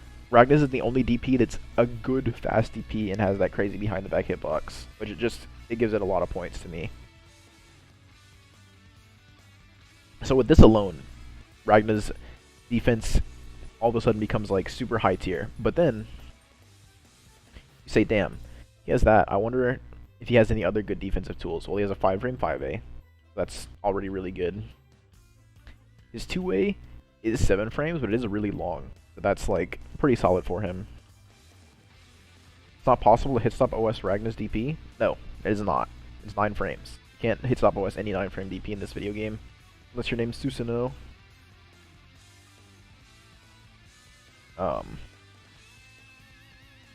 Since he has 5B, he can't, like, I'm gonna go over this when I get to his offense, but he's extremely good at challenging, like, people who want to space control him and box him. Ragna's probably the best character in the game to just, or not the best, there's like Susan, there are a couple others who are maybe a little bit better, but he's really good at it, where Ragna's one of the best characters in the game, where if your opponent has you back to corner, and they're just like trying to box you in and control space and just like hold their advantage, you just fucking dash 5V, man, and it'll probably beat whatever the fuck they're trying to do, because that button is just that good. It takes way more work from your opponent to control that option than it does for you to just do that shit. But yeah, as far as his defense goes, because of all those reasons, I think his defense is really good. Alright, went over his neutral. That was offense. I will say that Ragna's mix-up is bad. Ragna's ability to mix you up is not the best. But Ragna's ability to just keep you fucking in disadvantaged state, like ad infinitum, just keep you back to corner forever, is amazing. Because, let me boot the game back up. I want to demonstrate this one.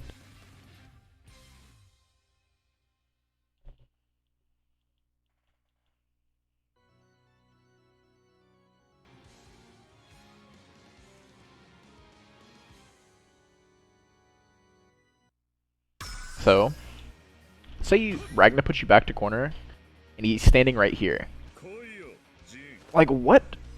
I want you to tell me what you do in this situation as the defender to get out of the situation of being back to corner here.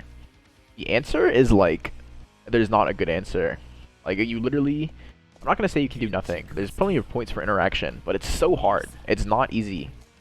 And there aren't very many characters who can just box you like this and just like control the spacing and fucking police the fuck out of your options at a mid-range and just make your life hell like Ragna can. He's really, really good at just like standing here and fucking looking at you. Just doing that. And just doing that. And just fucking looking here. He doesn't have to commit to anything, he just chill.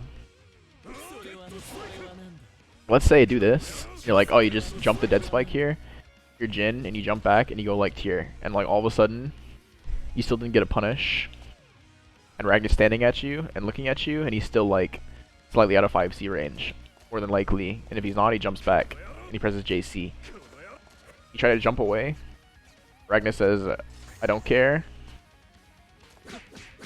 Oh, fuck. Ragna, he either says, I don't care, 6A, takes his turn back, or he does that and takes his turn back. Like, the point that I'm trying to make here is his ability to just easy space control and just box you and keep advantage state for fucking forever it's so good. And I value that a lot in a Shoto character in this game, or not a shadow character, but in like a normal guy character in this game, because more than likely you're not going to open your opponent up that often.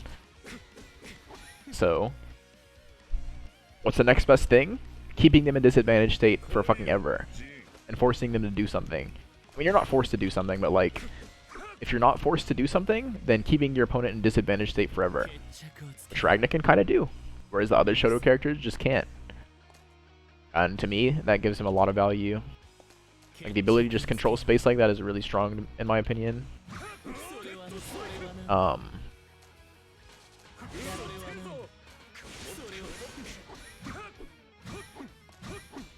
But yeah, that's kind of it. I mean, his mix-up isn't even terrible either. He has, like... Cross-up DP is obviously... It's not the most fucked mix-up ever. It obviously has a decent amount of risk, because if you get cross-up divider OD'd, you, like, eat shit. But I mean, you eat shit if you get a command grab OD'd too, so it's not the end of the world. But I mean, on top of this, he has a decent amount of mix that people just don't really incorporate, like, you see really strong players block cross-up divider pretty often. And you don't see many Ragnas incorporate this, but you see the really strong ones start to, and it's pretty strong.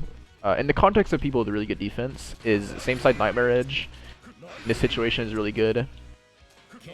The fake cross-up will really catch like strong reactionary defensive players.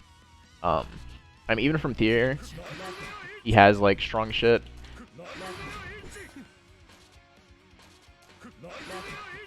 If I can fucking do it, I'm not a Ragna player.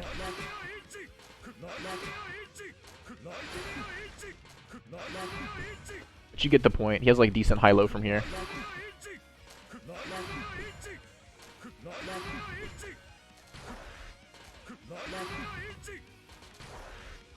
There is ways to do input a lot. Yeah, there you go. Like, there's ways to input it really fast.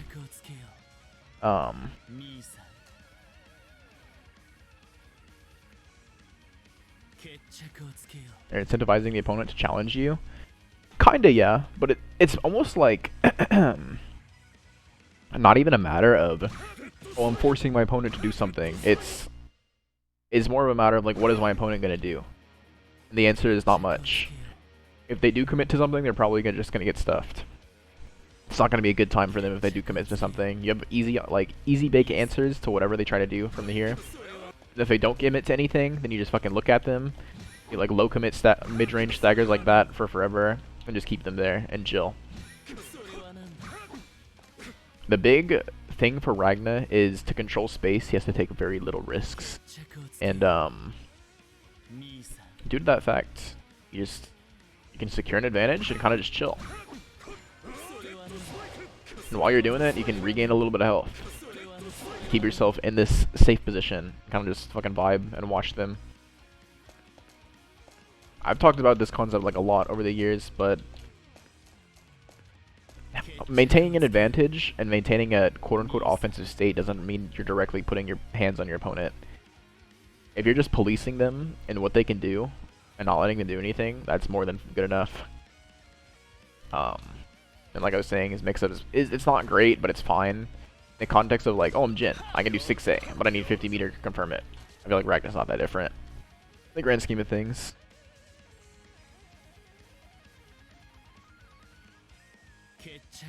But yeah, there's that shit. He is definitely hindered by the fact that he's 10k. Like I said earlier, it's not the end of the world, but it's a little rough. If Ragnar's 10.5, he'd be higher for sure. His other like big flaw is his damage is high. Like Ragnar certainly has high average damage, but a minor flaw that he has is he can't cash out very well. He never has situations where he can cash out into crazy damage, which that kind of sucks for him, but it's not the end of the world. It's not like a terrible thing that you can never do like 8k combos on super hard punishes, but it's a little rough sometimes. And then I would never say his overdrive is bad, because it's not. But his overdrive is probably just average. So that's not a weakness at all, but I feel like it's worth mentioning, because most of the characters, as we go forward, their overdrives are really good, with the exception of very few. Alright, back to the list. 兄さん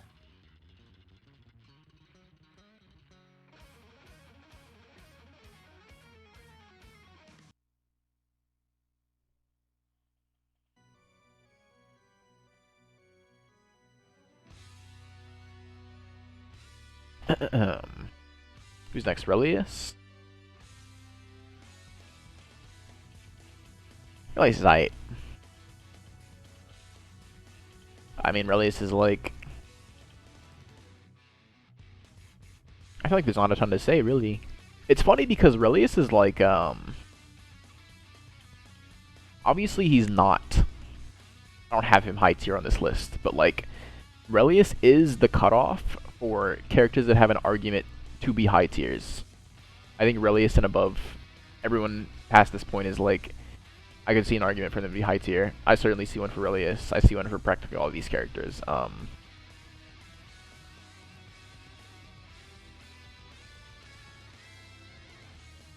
He's solid.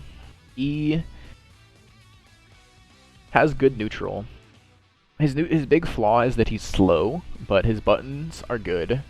Doll is obviously like an invaluable neutral tool. His offense is really solid. He's not like unblockable like Carl.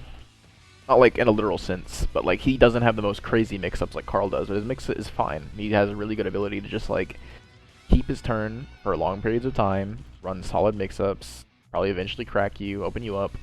His resource cycling, his biggest flaw really is that the resource cycling is fair. Which is funny. But his resource cycling is like decent. It's fair, but like it's decent. His defense is not the best. He has obviously like lead lay doll, and that's strong, but there are a lot of situations where doll's not out. And he has counter assault doll, and that's strong, but unlike Carl, it's not a permanent option. And then his options without doll out are pretty whatever. Lead lay without doll is shit. His backdash is good. I will give him that. His backdash is solid. He has a reversal super, but like that alone doesn't save his defense from being kind of whatever. And his overdrive is kind of just mediocre, but like all in all, Relius is really solid. I don't think Relius really has any major struggles. He's just a solid character. He does well into most of the rest of the casts. He's just, like I said, I feel like there's not a ton to talk about, because he's a relatively straightforward, simple character. Like, what he is what he is. There's not a ton to say. I'll probably move on after that one.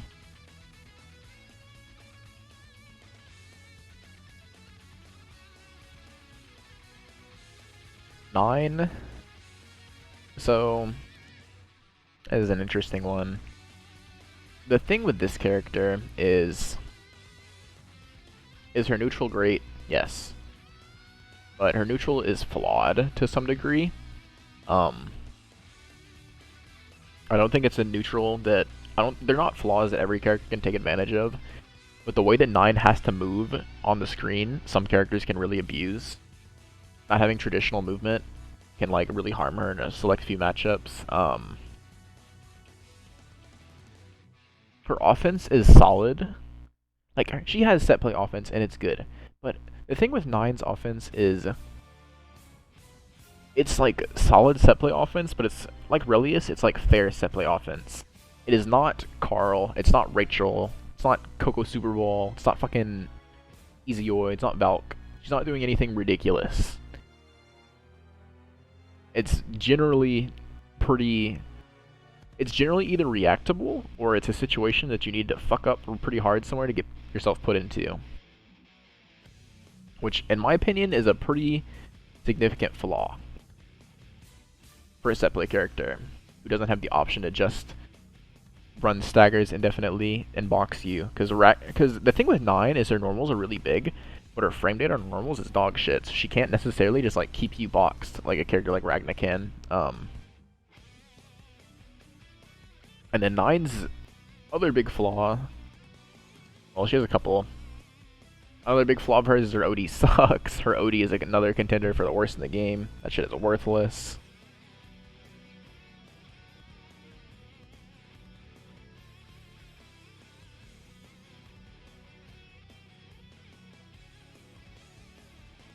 What is Octo sending in my chat?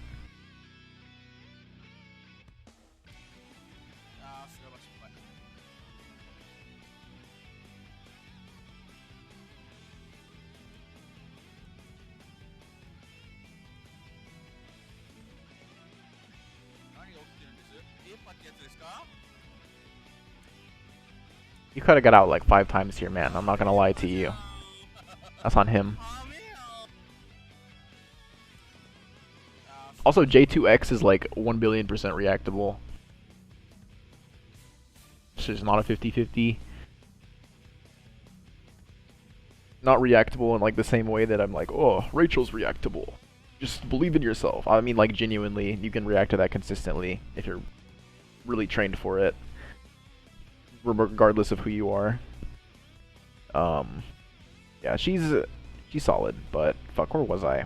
I was on her overdrive. So her overdrive kind of sucks. It doesn't kind of suck. Her overdrive is probably the worst in the game. It's one of. And then her other big flaw is her defense is like kind of dog shit. Her DP is trash. Getting hit by 9 DP is like an issue of just not bothering to OS. Which, like, I don't think a character should be dictated. Her strength should not be dictated by how lazy your opponent feels like being in that current moment. It's not hard to OS or DP.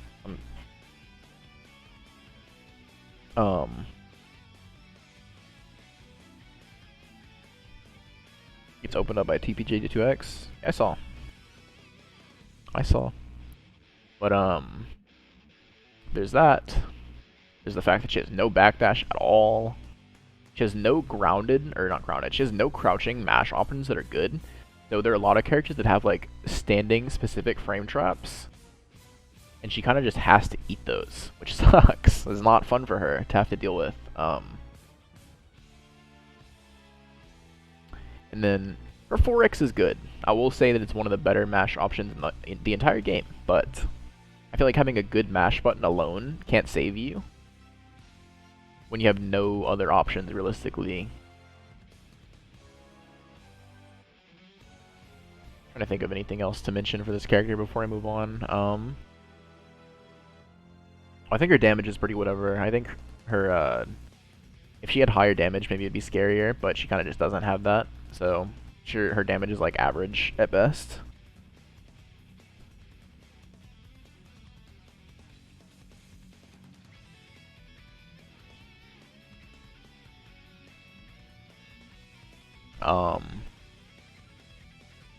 Yeah, I don't know.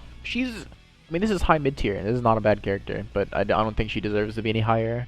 She's just solid. Just solid.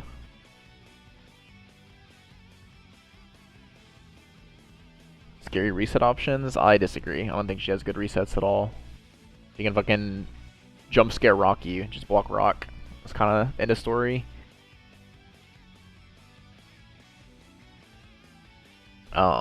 Which sounds like a fucking forehead-ass thing to say, but I don't know. I feel like getting opened up by rock is like, how the fuck are you getting opened up by rock in 2025, man? I don't know. That is my thought on the move. I think her like a real set play, she has some real shit, like I said before, but it's just not as fucked up as the real set play in this game. The real set play in this game is demonic, and 9 is not on that level. Just plain and simple.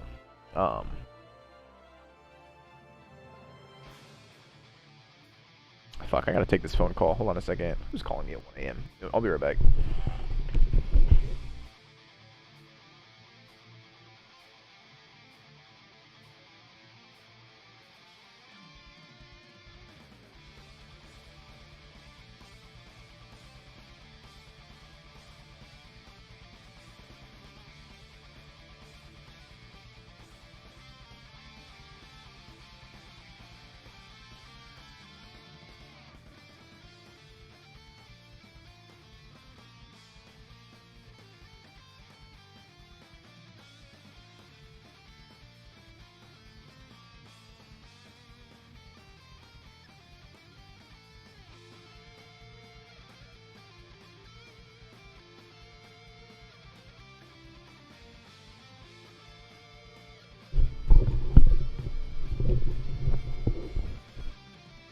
Alright, I'm back.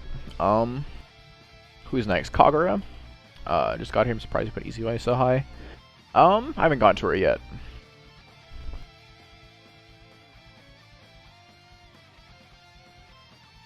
I've been going bottom to top. I'm like a little over halfway through.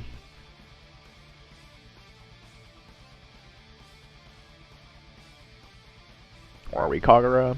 And Izayoi is just I think the plain and simple answer as to why people don't rate her highly is because the character has no fucking representation and most people have not fought SKD. It's kind of as simple as that.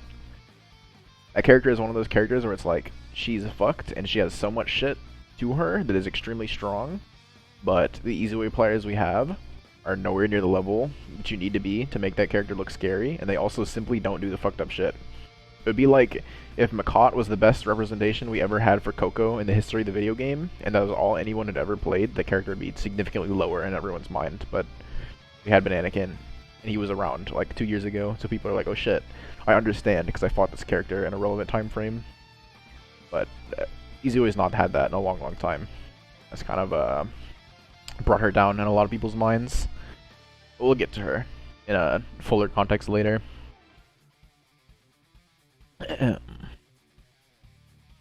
Kagura, his character is fucking evil, piece of shit, bastard character.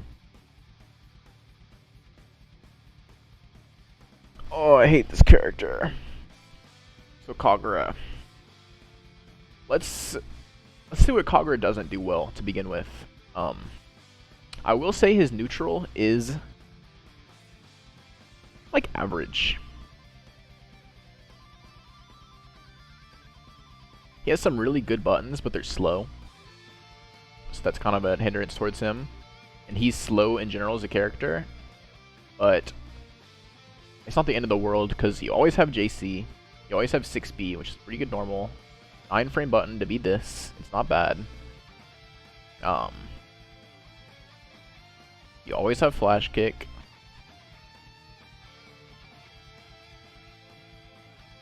Sometimes stances in neutral are okay. Fireball in neutral is good. People like to pretend that Fireball in neutral is bad, but it's really not. It's pretty good at controlling space. I think all in all his neutral is like average, but average isn't bad. So, got that out of the way. His biggest flaw is his neutral is average. Let's get on to his strengths. So let's start off with his risk reward is fucking ridiculous. He has 11.5k health. And Kagura, off anything he hits you with ever, is going to hit you for like 4k minimum. Probably 5k if he's optimal. Kagura hits you with a fucking instant overhead.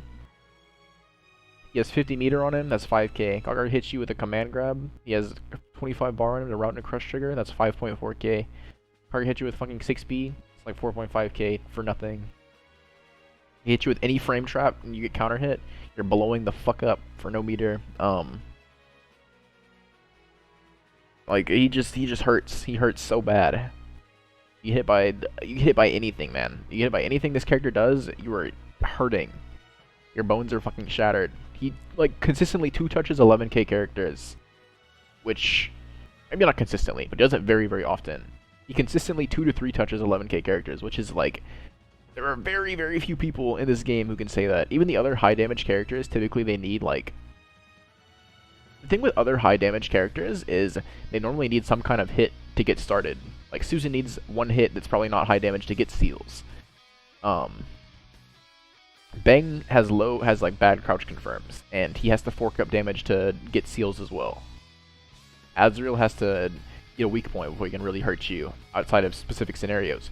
Kagura doesn't give a fuck. Kagura is gonna hit you with anything ever, and you're gonna eat shit and die. And he's probably gonna 2-touch you from there. So there's that. That is a big strength that cannot be undervalued at all.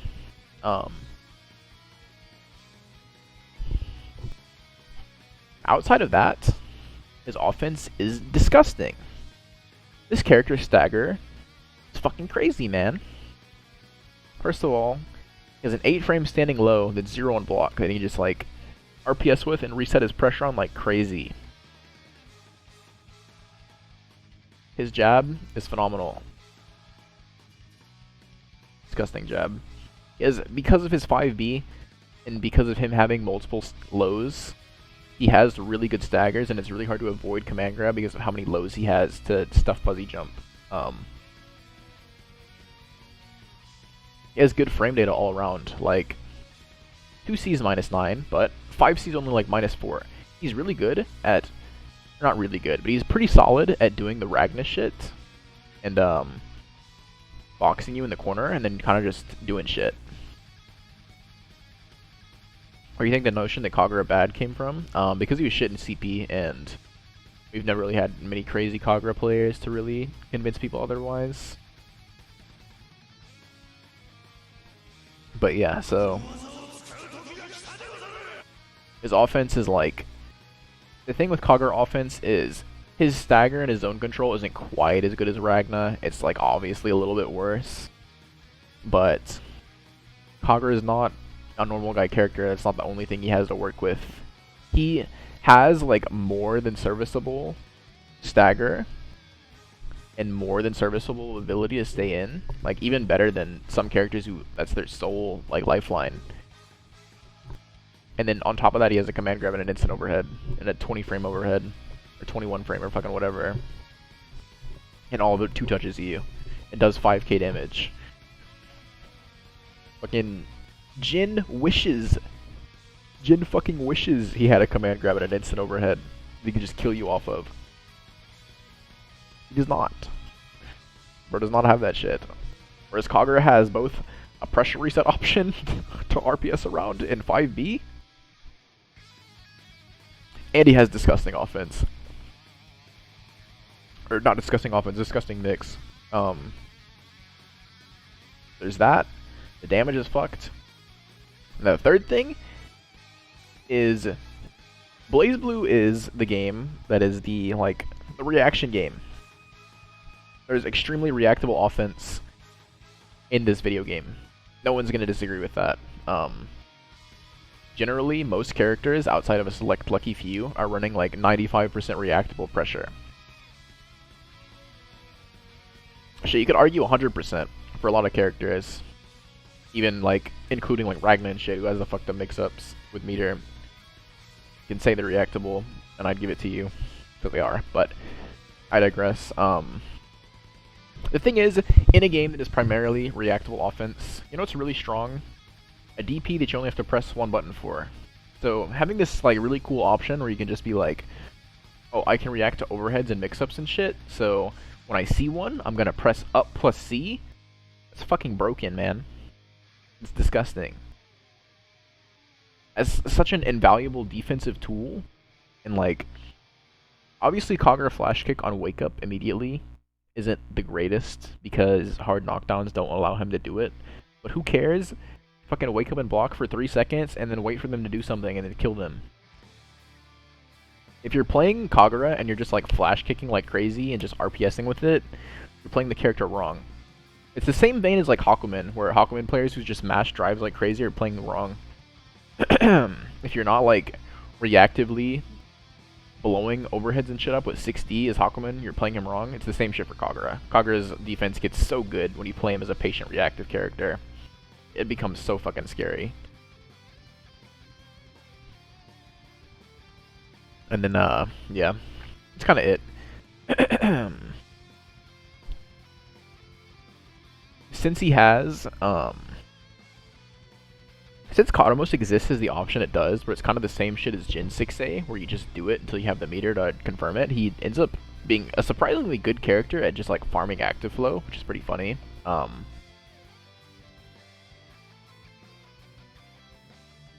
And since he has 11.5, that means that he's just going to live longer, and so he basically gets active flow every round.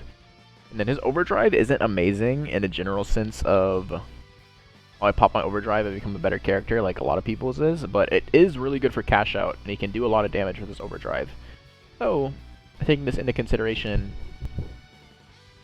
Kagura is going to end most rounds with active flow, and he's going to pop overdrive, and he's going to hit you for like 6k damage. So, Kagura, he plays the system well because of that fact, in my opinion. Even though his overdrive on paper isn't amazing, the way that he meshes so well with active flow, he kind of ends up doing pretty well with the systems. That's basically all there is to say there. He's just like, his neutral is his weakest aspect. Everything else about him is crazy good. That's kind of it though. Plat. This is going to be a hard one to defend, I'm not going to lie. I just think she's good though.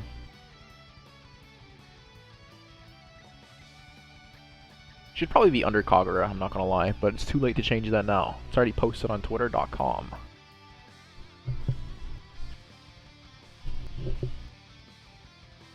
Fuck. So the thing to me for Plat is, in terms of her neutral, she has... Her neutral is crazy, dude. Plat has both the fucking extremely high strengths of the Jin air normals, so she has like the really fucked up air buttons that can control a lot of space. But unlike Jin, she also has a good diagonal down, multiple good diagonal down air buttons, which is like, oh shit, that already brings you above Jin in my eyes instantly in terms of your neutral power. Then what else does she have?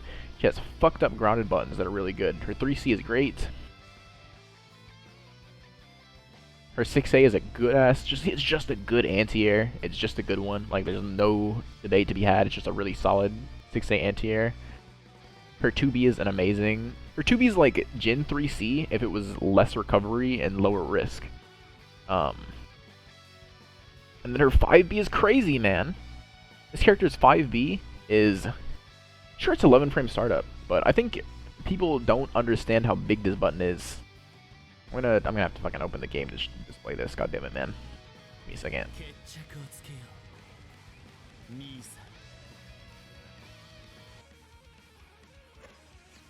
Where's Platinum, the Trinity?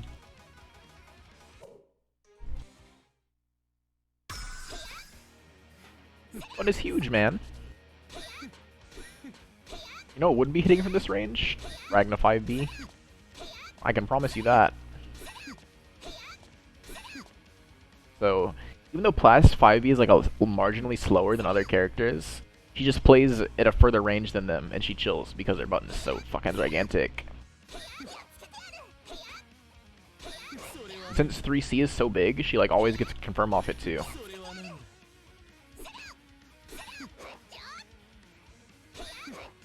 Outside of like super tip range, and even then she can just do like hard car. I can fucking remember what the hard car input is.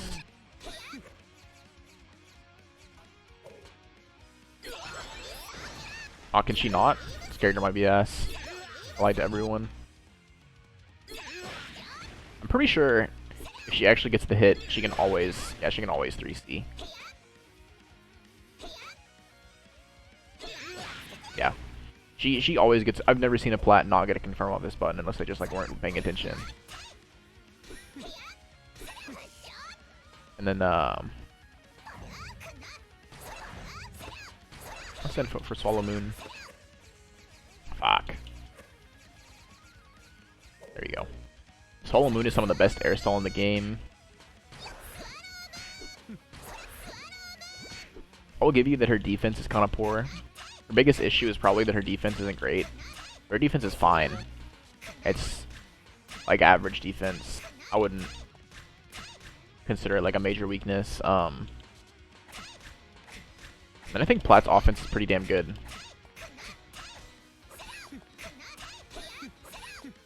I think 6 speeding being a tool it is really strong. I think her biggest issue is definitely that her stagger past her A normals is bad, but items make up for this because her items are just really fucking good. Plat is a character who's like a lot based on RNG shit, and that holds her back to some degree, but I definitely think that Plat is like, if you master Plat to the nth degree and you see a player like Daiwa who like perfectly has his item rotations, like not item rotations, but he knows how he can, depending on what his next item is coming up to be, he knows how he can flow into that item perfectly and get the like optimal game state off that item. I think once you optimize this character to that point, she becomes really fucked up, because some of her items are just really damn good, man. Like Pan is obviously super good, super valuable. Fan is really good. EX Chest is maybe the best move in the entire game. She just, Her items are just good. Like, once she can get started, she's just really solid. And then the other thing with Plat is her overdrive leads to really high cash out. Her OD is pretty good. She kind of just, by nature of her character, ends up with active flow often. And she does high damage. Her damage is good. Like, this character has solidly above average damage, which is just an objective plus. I don't think anyone will ever argue that just having high damage just automatically brings you up.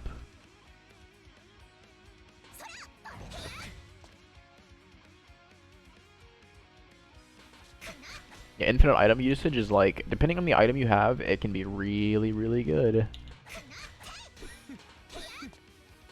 It's a lot more of a niche OD in terms of like usefulness outside of just cash out damage, but it can be really strong depending on what you have though. But yeah, I feel like that's as much as there is to say for Plat. I'm a solid believer in this character.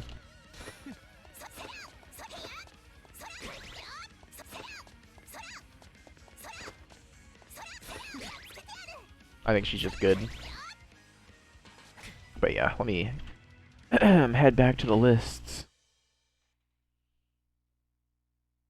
Damn, dude, this shit is long as hell. I did not expect this to take this long.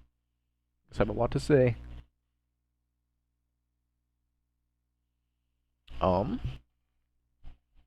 Susanoo. This character is for fucking idiots, man. Stupid. This character.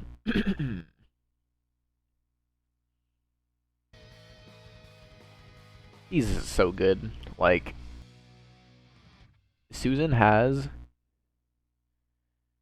The thing with Susan is a lot of the things that I said for Ragna are kind of just true for him, where his mix sucks, but his ability to box you on his offense is great. And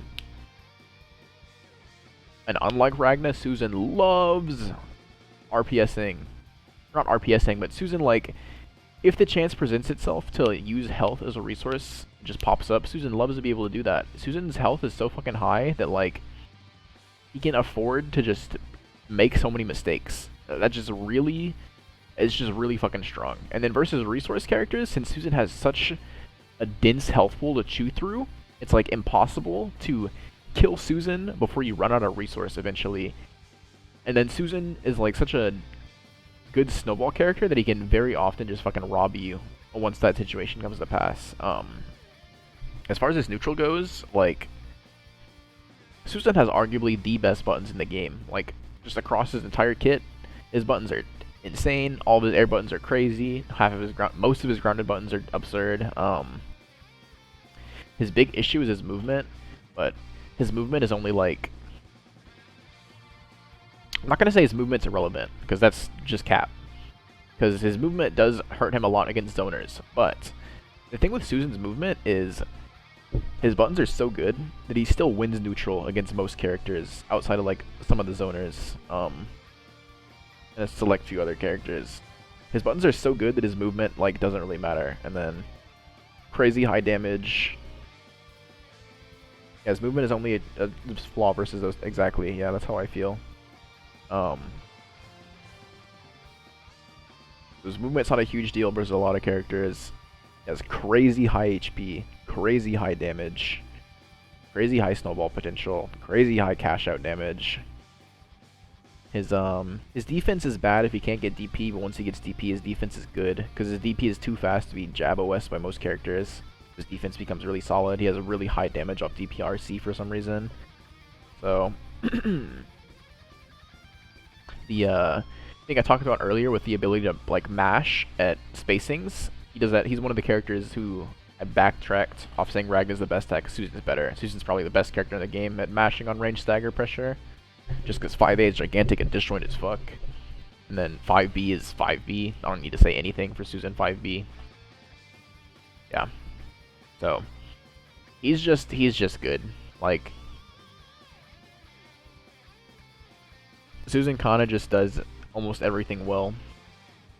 The only reason he's not higher is because I think some of the characters above him just have like pretty ridiculous strengths that he just, while he is extremely good, he doesn't have like anything that he's like super crazy OD fuck that. Aside from risk reward. Just living forever.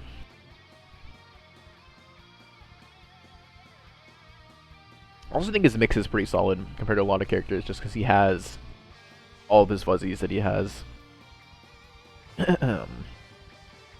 Which is like, yeah, you can kind of fuzzy block his fuzzies, but like, good luck consistently fuzzy blocking when Susan does some stupid shit like fucking 60-60 RC Rising JA, and it's just a triple overhead with 2 unreactable overheads following it. Or not, 60-60 is not unreactable, but it's annoying. But like, you know what I mean here. It's very difficult to fuzzy block in the situations that he can present a lot of the time. Now we get up to our high tier. So, funnily enough, for as intricate as a character, or not even intricate, for like as weird of a character, I should say, Arakune is, there's not much to say. Arakune is like, he gets hard checked by a lot of these characters. That kind of sucks for him, and that holds him back. And there are a decent amount of characters who like just don't have to really interact with him because his neutral is worse than average. He doesn't have great neutral, but like as it goes, Arakune has the strongest win con in the game, probably. Once Arakune gets going, he's fucking Arakune. Everybody knows what happens. He kills you. You get cursed. You eat shit. You get mixed up twice. You die. The round ends. His defense is awkward because on paper his defense isn't great, but like if he's ever right on defense, you lose the round instantly. And then if he has even a little bit of percentage of curse meter and he has overdrive, his defense is godlike all of a sudden. Oh yeah, he's pretty solid. Pretty solid. He just he's a very volatile character, and his weaknesses being so large in tandem with his strength means that characters that do well into his weaknesses can really bully him. But I mean, only ever in the matchups that isn't the case, you are fucking scared for your life the entire game. And even the matchups where that is the case, he just needs one chance, just one fucking chance, and it can all be over in an instant. But yeah, so moving on from him, got Tsubaki next. Tsubaki's just good, man. Tsubaki is, what if Naoto? What if I took all the shit that I said about Naoto earlier, and you actually gave him good grounded poke in 5B, and you gave him a command grab so he could actually just open you up whenever he feels like. And that's what you get when you have Tsubaki. She's literally just the ideas and fundamentals of Naoto with the fucking crazy ass stagger pressure, but with way better neutral and crazy damage and shit, but with way better neutral and fucking a command grab. Like, she just, those two things on Naoto's character archetype just instantly boost her up so crazy high. She can just run the stagger pressure on you forever and then command grab you and fucking command grab RC, Mugen, you eat shit, you die. She has fuzzies for days. This character's fuzzies are ridiculous. Like, I'm about to open the fucking game again, man.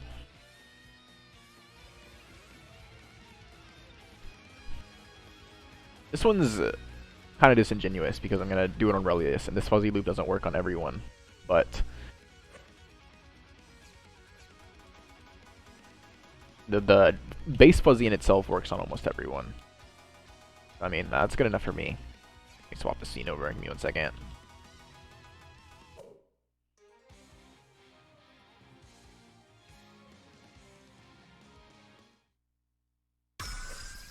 Never seen them? I mean, they're pretty simple. She literally just like...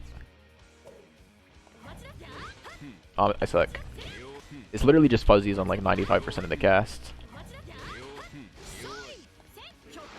What's the input for Mugen?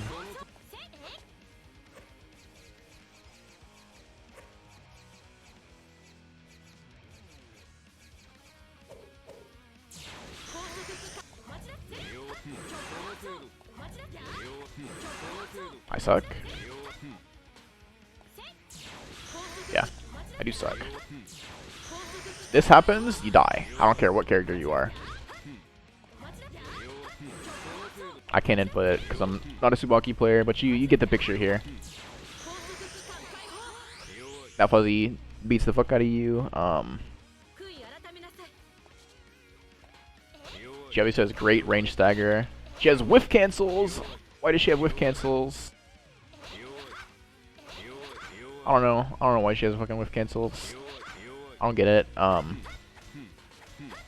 She has she has probably the best jab stagger in the game because, well, S's is the same, but S doesn't have all the bullshit she has. So she has both a 5A that hits crouchers and it's 6 frames. And she also has a 2A that hits crouchers. And both of them self-chain 3 times.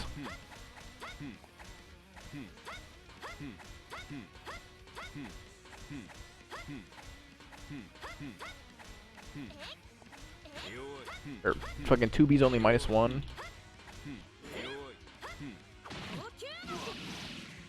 She has probably the best. Not even probably. She has the best car throw in the game. This shit is ridiculous. Why does it work like this? I don't know. I don't know why her command grab's so good either. She has a really good damage off like shit like this. I can do it. Yeah, that situation, she can kill you. Like I said before, the fuzzy, she can kill you. Like,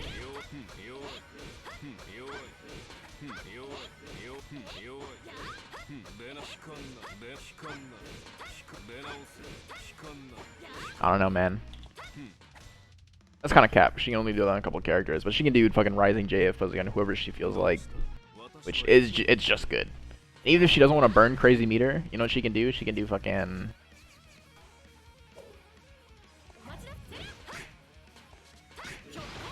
She can do that and confirm her combo off it.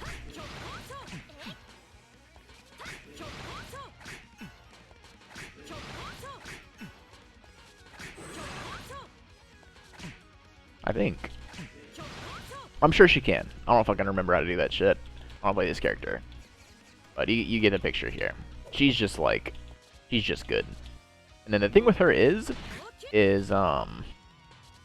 she does like solid damage. And her defense, like everything I said about Naoto is true for her. And then because of how Mugen works and because of how her stocks work, she does all the shit. Like she plays like Naoto does, but with a command grab and a good grounded poke for half the round.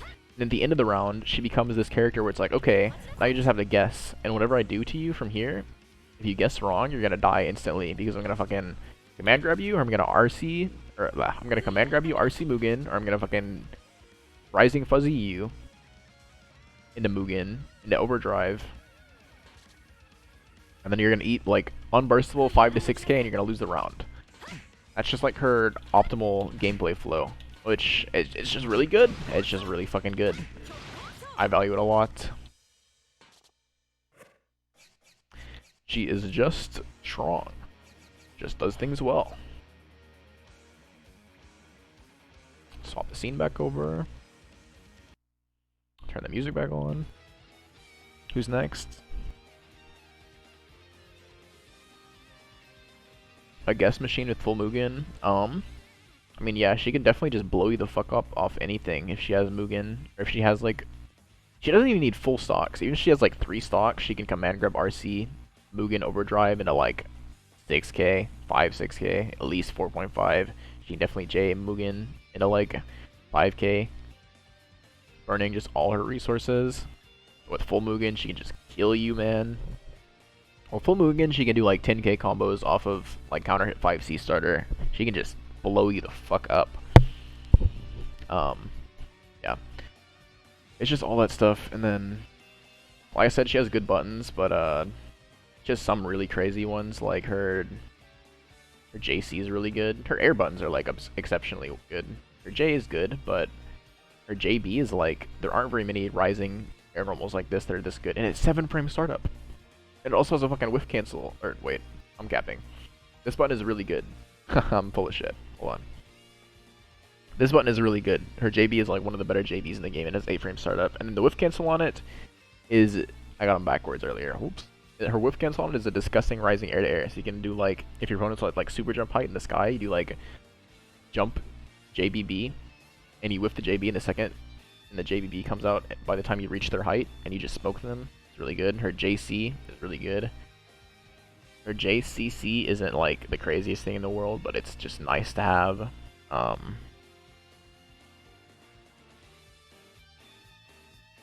Make DP quite safe on block. Nah, there's a lot to be labbed to that situation. You can always punish her DP, but it is extremely obtuse to punish her DP. It's just something you gotta lab. She slept on. She really is. She's really strong. The character is good as fuck. Next up is S. S, there's not a crazy amount to say. She's just has really great buttons. She has really good staggers because her 5A and her 5A and 2A are the same shit as Tsubaki, but they have better frame data. She has the instant overhead, which isn't like crazy, but it's good. Her offense in and of itself is whatever. The main thing that's good about this character is oh, my throat. The main thing that's good about her is her neutral is like among the best in the game. Her neutral is like absurd, quite frankly. Like not much else to, no other way to put it really. Her neutral is just really good. And then just due to the nature of how patient and like how passive she can play her neutral, just like chuck fireballs, fucking press buttons defensively, just like play neutral how Jin plays neutral, but like infinitely better, and then with way better tools. Just like disgustingly broken tools. She always gets 50 meter by the time she gets put on defense if she's playing right, and then she just DPRCs and leaves. That's kind of it. Her DP is big as fuck. Kind of slow, but I mean it's so big that it doesn't really matter, and it doesn't really have other issues that like slow DPs have where it's low profile or something. And then her matchups into like all the strong characters are just good. She's just good. S is just a really solid character.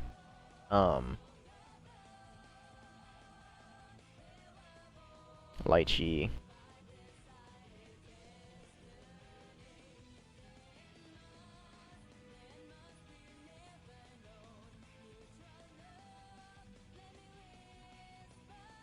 So the thing with Litchi is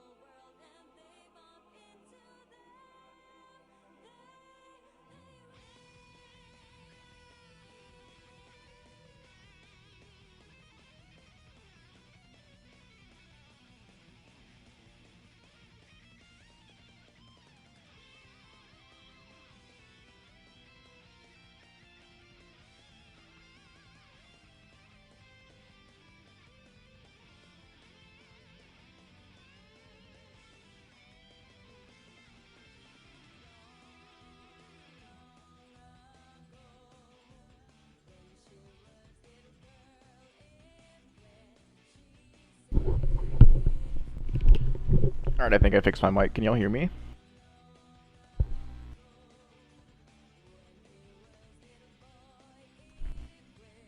Yeah? Alright, bet. How do I have Rachel and Valk in the same tier? Because the tier list is ordered and Rachel's at the top of the tier and Valk's at the bottom of the tier. That's how. We'll get to that soon enough. Litchi? She's pretty good. She just like flawless character, amazing screen control, amazing neutral. Her defense is like pretty good. Not being able to RC or DP sucks, but she has like the cornball super that's plus. I think her defense is like solidly better than average, but I don't think her defense is crazy. Her damage is really good. her fucking neutral is like, this is a character who lives and dies, not lives and dies, that's cap as fuck, but this is a character who like thrives off her neutral just being fucking ridiculous. Like, if we're making a tier list that is solely based on how strong is your neutral, Litchi would maybe be top 1. She would be very up there, but the fact of the matter is the neutral isn't all that matters, and her offense is like, it's good, but it's nothing crazy.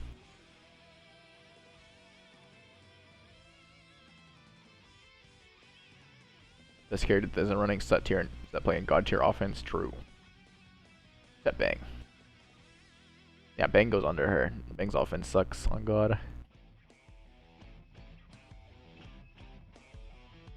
But yeah. There's not too much to say for Litchi, funnily enough. She's just good, man. She's good, but she doesn't do anything absurdly cheap on offense or on defense. So that holds her back from being in the truly fucked tier, in my personal opinion. Her neutral is ridiculous though. I gotta give her that. Neutral is fucking crazy. Tsubaki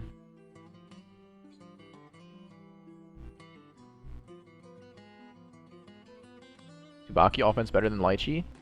Absolutely, in my opinion. The only fucked up thing about Litchi's offense that she really has is the place staff cross-ups can be pretty cheeky. They're definitely like, those are good mix-ups, but they don't lead to like a ridiculous reward, and it's also one of those things where it's like, it doesn't cost meter, which is a big plus for her, but it's not something she can just like spam. Like she can like she's not Rachel or Valk where she can just fucking slam 15 bajillion cross-ups in a row on you just to just like be right on the one, which is good, but I don't know, it's nothing crazy.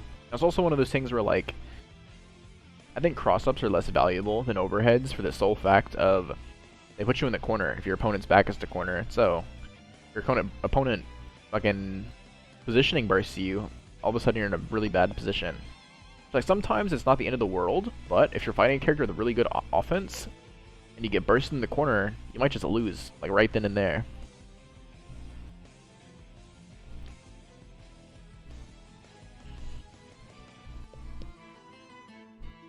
But yeah, I feel like as far as things to say for Litchi, that's kind of it. Our neutral is definitely like, it's dumb. Our neutral is fucking dumb, but that's kind of where the major strengths end for Litchi, and everything else is just not bad. It's certainly good. Everything else is above average, which is why she's high tier in my personal opinion. But I don't think anything else is like broken tier.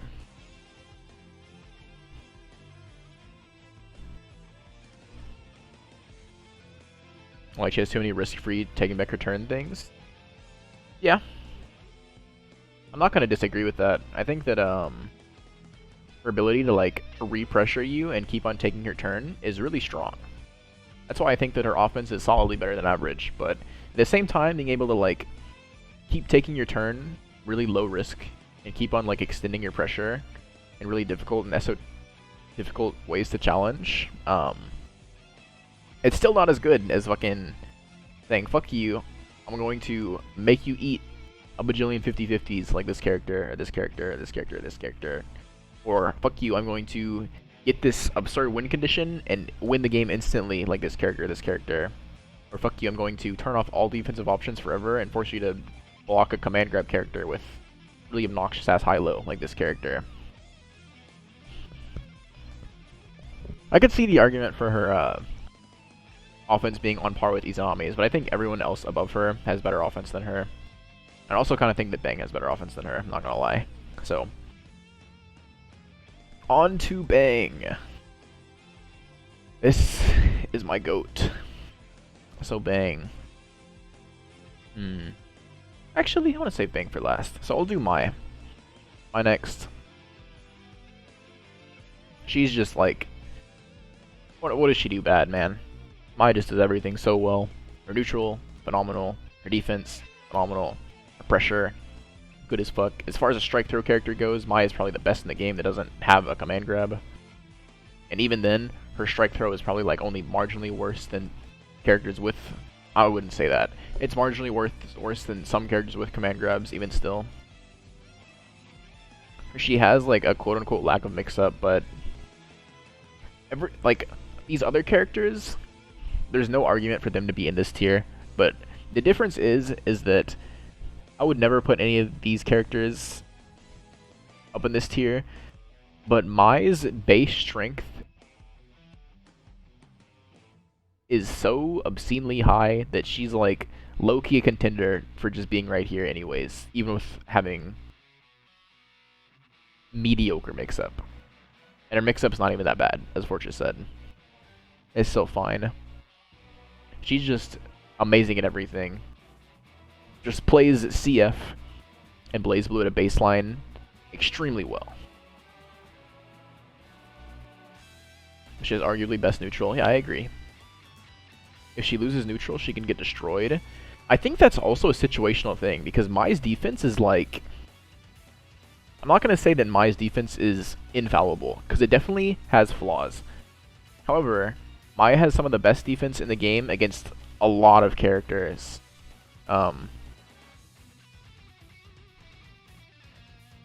Like, it can be really, really hard for Izanami to police Mai's defense. It can be really hard for Valk to police Mai's defense. It can be really hard for Izayoi to police Valk's defense. A lot of these characters, it's hard for them to police her defense. It can even be hard for Carl sometimes. Like, Ivy Flip is really good situationally versus Carl. Rachel doesn't give a fuck. I will concede that Rachel just does not care. But a lot of the... like, all of the normal guy strike throwers are sweating on offense against Mai a lot of the time. Outside of, like, a select few. And then, even a lot of the set players have to really interact with Mai's defense in, like, a way that they really would just rather not have to. At least, that's how I think about it.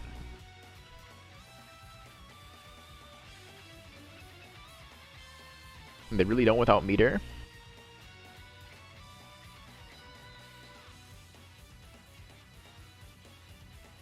I mean, yeah, they don't without meter. This is like assuming she has meter to like enforce things, but I would say that's the same for the top tiers in any DP character too, where they don't give a fuck unless you have meter. So I view her flip in the same manner. I feel like that's a pretty fair way to put it.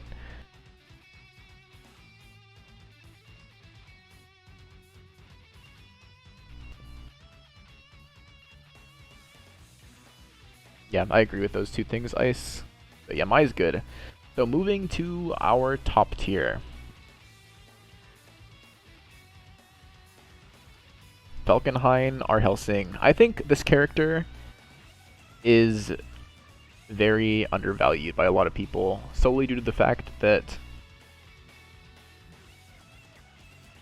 excuse me, his strengths and weaknesses put him in a position where he loses to most of the characters better than him, and he loses to some of these characters pretty hard. Well, Litchi's really bad. S is a little bad, and Mai is a little bad, but I feel like Litchi is only like a super terrible matchup, but he definitely has, all these are like disfavored. But the thing with Valk is, one, I think in terms of raw character power, is Trouble versus Moo. I could maybe see that. I don't know if I'd have to see that one though to really buy into that. But the thing with Valk is, once he gets in, he's Falkenhayn. So Valk, in my opinion, has like probably just the best offense in the game. The only contenders in my eyes are I think Izayoi's offense might be a little better. Izayoi and Valk are like equal, and then I think Carl's offense is the best in the game. But Valk is like very, very up there. Rachel's offense is good too, and Koko Super Ball shit is really good too. But those are, I don't value them quite as much, but I still think they're very good.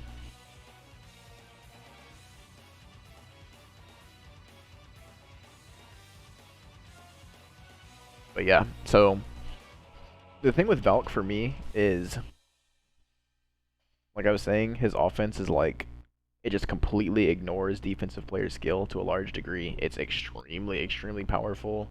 You know, one turn, I don't care how good your fucking reactions are, he can one turn you, like, instantly. His biggest issue comes down to being, not having great damage. and his defense just being average, but his defense isn't that bad. 6A is fucking amazing. 6A is a really good tool. His super is like not the best, but it's fine. And then the other big strength that Valk has is,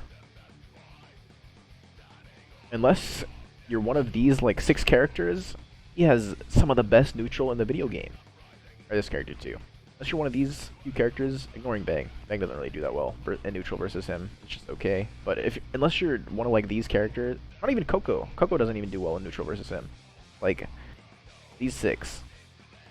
And Izayoi doesn't do well unless she's in fucking install. And even then, she's not having a great time. A lot of Izayoi is just defensive options versus him. So it's really just like these 5.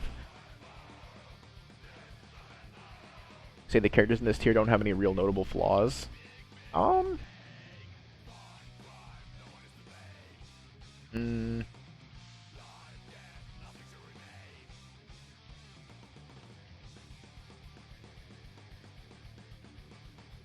would very heavily disagree on that about Koko, but I'll get into that in a second.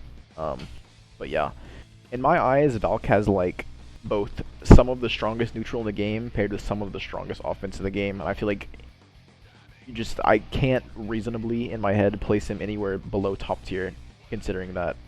Sure, he has some unfortunate matchups because the nature of his like neutral strength is all spec'd into movement, and some characters have screen pollution, and that just checks that. But that doesn't matter versus 90% of the casts. And even versus those characters, he can definitely like still gap. And once he gets in, he's Valk. He's going to probably win the round like right then and there. But yeah, he's good in my eyes. Izayoi next. So Izayoi is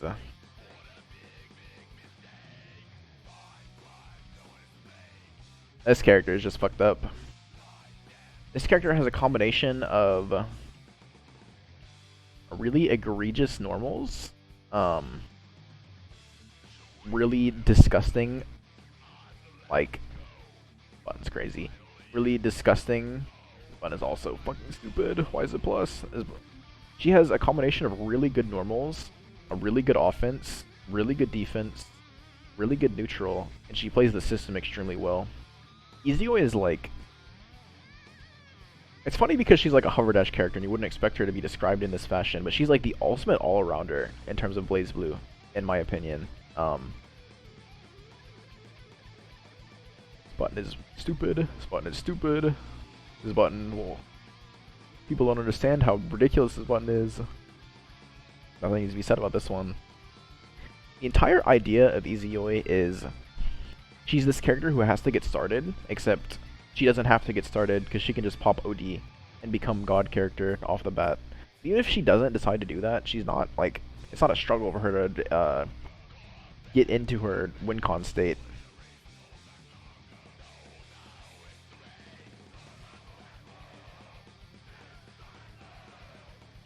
The opinion of Valk being the only character whose resource isn't cosmetic among his peers. In terms of the top tiers or in terms of the whole game? Because that's a very different, two very different things.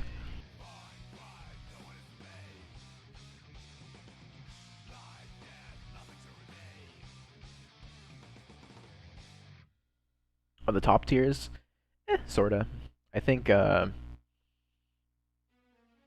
only top tier who's a resource, actually there are two. I think Koko's resource is cosmetic. Koko should like, how does Koko run out of grabs, man? You're fucking trolling. And then Carl does not reasonably run out of doll. Valk's matters more than any of the other top tiers, I will say that for sure. But I think Rachel's resource management is relevant. I think Izanami barrier management is relevant. I think Izayoi, while I wouldn't necessarily say her resource is ever difficult to manage, I would say she has to make trade-offs to obtain her resource sometimes in overdrive, which I feel like that's enough that you can leverage it. Compared to these two, don't give a fuck. But yeah, so Izayoi, I think her neutral is just, she's just really good at everything, and then I'll like go into specifics. Like I said, her buttons are crazy, so her neutral is just good as fuck. Once she gets into install, her neutral is like the best neutral in the game because Fireball Teleport is like, a lot of the cast just can't do anything about it. Even if you can do stuff about it, it's difficult to do often.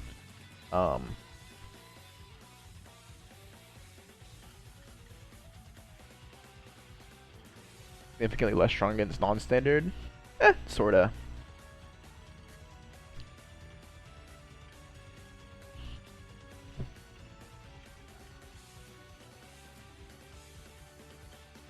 I think she's pretty good against anybody, really. I don't know. I think the idea of a character who has so little flaws and then her win condition state is she's effectively just fucking a strike throw character, except her strike is an unreactable overhead, is ridiculous.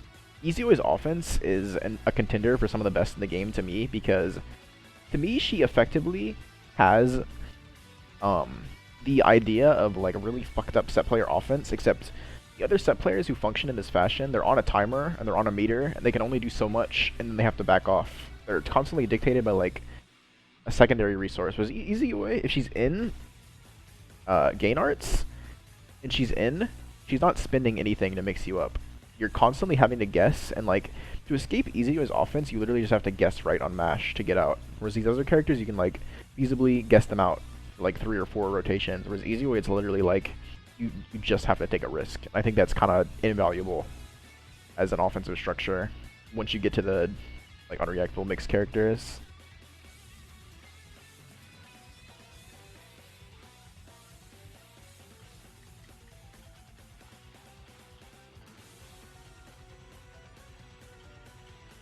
That's just Rachel, except she starts in that state. Rachel has to spend a win to do her overhead, man. What do you mean? That's what I just said. I block. I make Rachel spin 2 stocks in neutral to get in, and then I block 2 overheads, and all of a sudden Rachel has to fuck off. That is not the case for Izayoi. She does not care.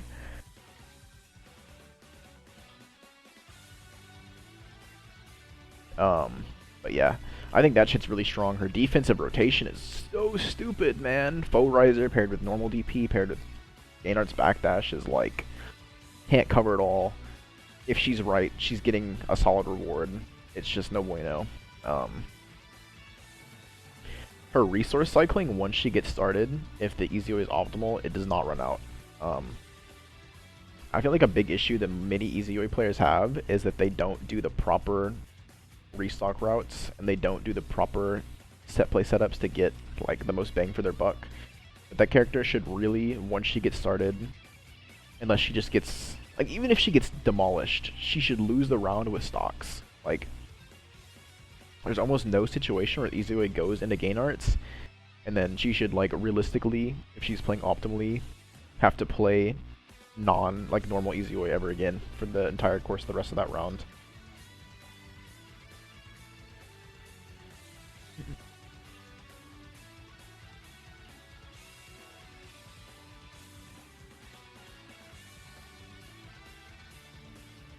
It's not really comparable. I don't know. Rachel's alright.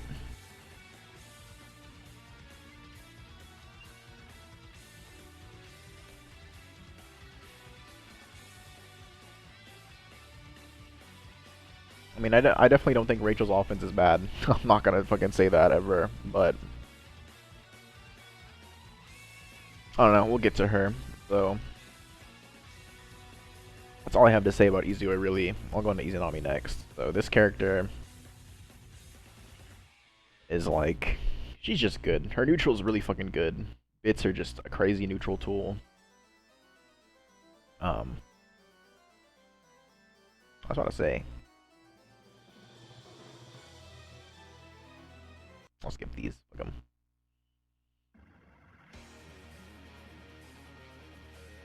So, shit, where was I? Sorry. My train of thought got lost. Izanami, right? Yeah. So Izanami is a combination of, like, her neutral's cracked, bits are fucking good, a lot of her buttons are really good, she has some crazy-ass buttons, her damage is, like, deceptively high. I feel like people don't really talk about that a lot, but her damage is solidly above average, in my opinion. Her defense isn't great. Her backdash is obviously really good, but her backdash is kind of all she has until she gets meter, or unless she burns overdrive, which her overdrive defense is obviously really good.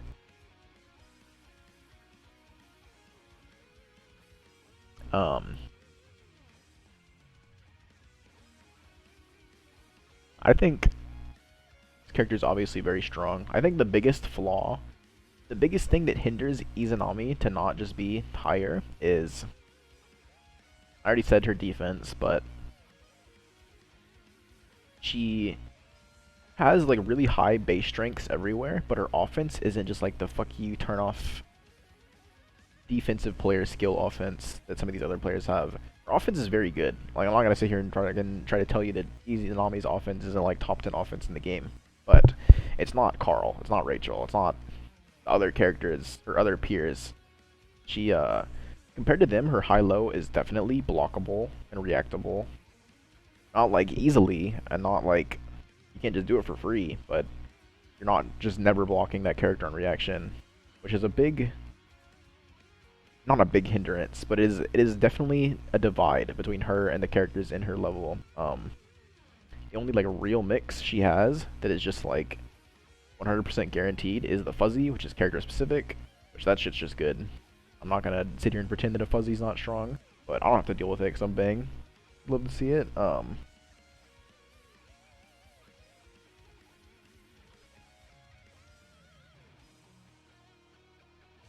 And then command grab to the same, that float on a float low. Air dash J shit is impossible. I simply disagree. Oh, you're not gonna agree with me on that one, but I simply disagree, I fear.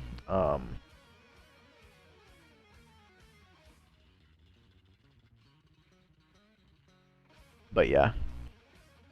Her big flaw to me, her big defining like character flaw compared to these other two, not even a flaw, it's just that her offense just doesn't completely turn off defensive player skill, which holds her back. She's good though. She's really fucking good. Top 4 is nothing to scoff at. She is kind of without flaw overall, and she just has really, really high strength. Her neutral is like, there's definitely a discussion for Izanami having the best neutral in the game, I think. Bits are so fucking good. Conceptually and like in practice, bits are just like, I don't know how the fuck that got past the drawing board. Literal Happy Chaos gunshot before that game was even a thought. But yeah. Moving on, we got Koko. This character is a bitch, man. I hate this character. So, how do I even fucking start, man? I mean, let's start off by saying this character has the best win con in the entire video game. Roll Loki is like, it's GG. It's Arakune Curse. If like, wait, you couldn't burst it. What if you couldn't burst Arakune Curse? That's Koko Super Ball. What if Arakune Curse was on a character who had got like really fucking good neutral? That's Kokonoe. Let's get started by saying her buttons are overall good. She has like solid buttons. Not even solid buttons. Her buttons are like solidly above average. I think Koko 3C is good. People don't talk about her 5C, and his button is a really good counter poke. Her 2B is a good low profile in a lot of matchups. Her 3C is obviously really good. Her air normals are like contenders for some of the best. Her JA is like, this move is fucked for a J. Like this move is literally, what if Relius JA, the concept of Relius JA was on just a normal that was fucking gigantic and didn't have a shit hitbox. I don't know why people don't talk about this JA very much. Actually, I know exactly why. It's because her JB is just the best JB in the game. That's why. My bad. Her JB is disgusting. And her JC is also like, again, very slept on for some reason, but her JB is a really good, extremely disjointed counter poke. It's literally this move, but in the air, which it's just strong. And then outside of that, her specials in neutral are like okay. I don't put a ton of stock into Fireball or Wheel, like into Grab. 2-2B is pretty solid for just like giving her some room to breathe, but the real meat of this character, outside of a select few who don't have to give a fuck like Rachel or Valk, grabs are just insane, man. The ability to press 9D, 9 drive, and all of a sudden turn off my character, my enemy player, I can't speak, I fucking turn off my opponent's ability to just move, like, not even move freely. The phrasing to use is more so like turn off my opponent's ability to move aggressively or like properly in any meaningful context at all is fucking ridiculous. You can literally just press that shit and they just can't do anything for like 10 seconds. Like, I'm opening the game back up for this one. Let me boot this shit up. Not boot it up, but let me fucking do this.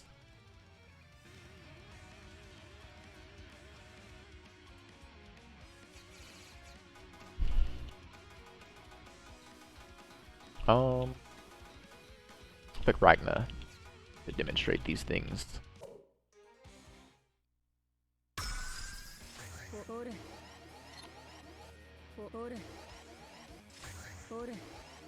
Actually, set the block.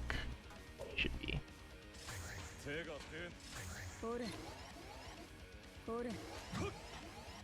Oh man. I can't pressure my opponent anymore. I can't jump at my opponent anymore. I can't ID at my opponent anymore. I can't fucking do anything. And my opponent is entirely unfazed throughout this entire stretch of me not being able to control my character. And as Kokonoe, I just do this shit for fucking forever, man.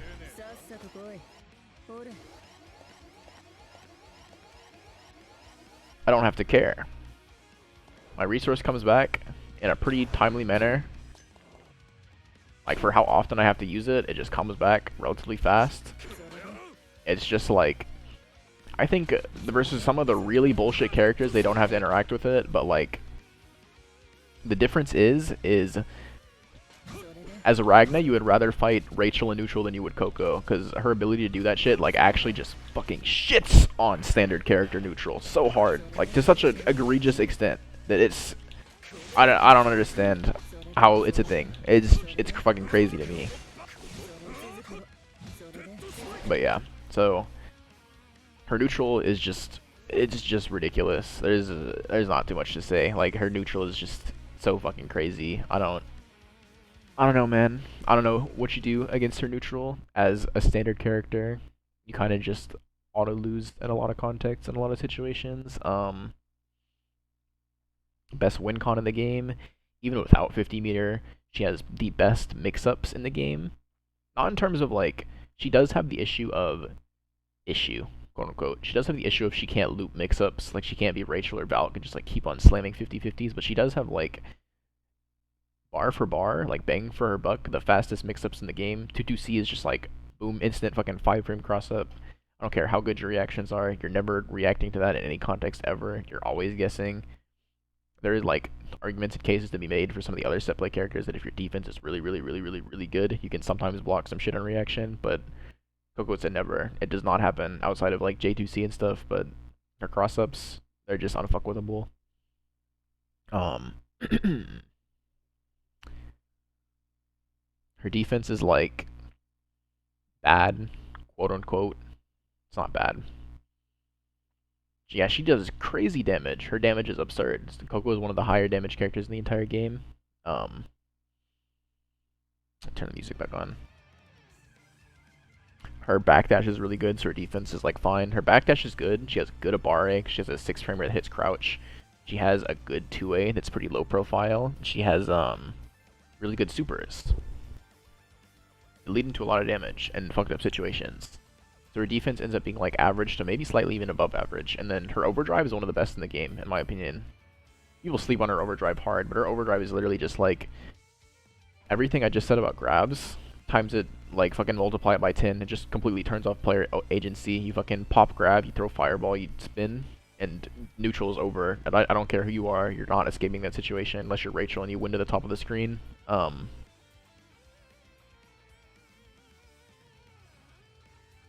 Oh yeah, and her, like Ice is saying, her running offense with a grab up means, like, can't IVB her out, and you have to just, I won't say that you have to, like, hard RPS at all, because you don't.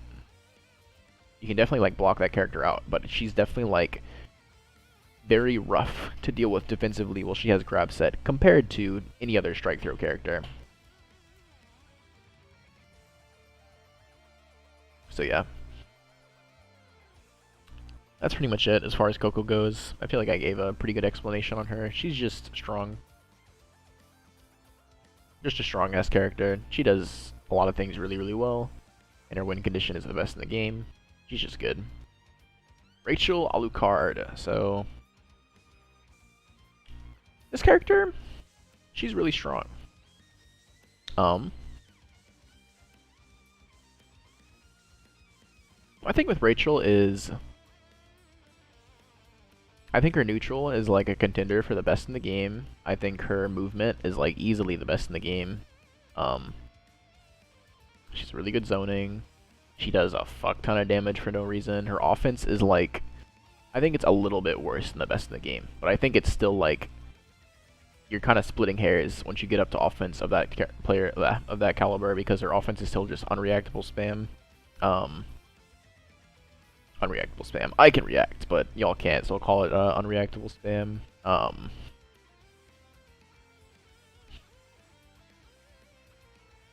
Yeah, she's just good.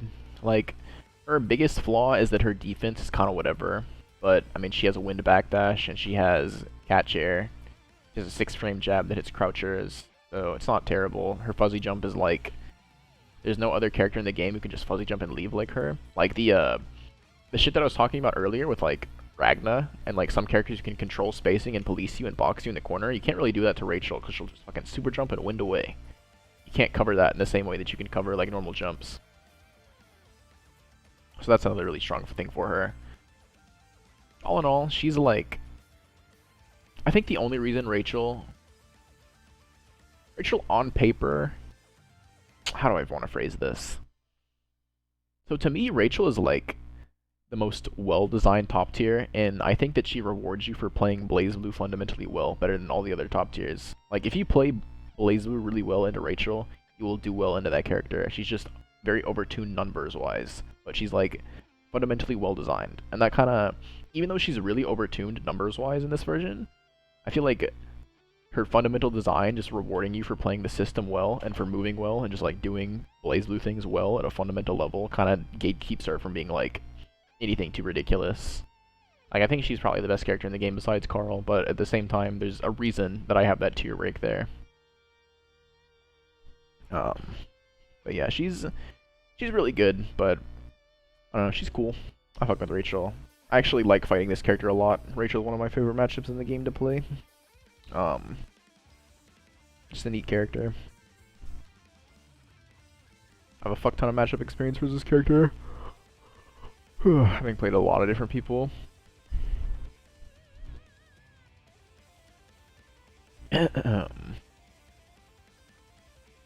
Alright. This piece of shit. So, Carl should probably be banned. I don't know why he's not. I don't know what they're fucking doing 10 years ago to not ban this character. I should have fucking banned this asshole after Ryusei won Evo, in my humble opinion.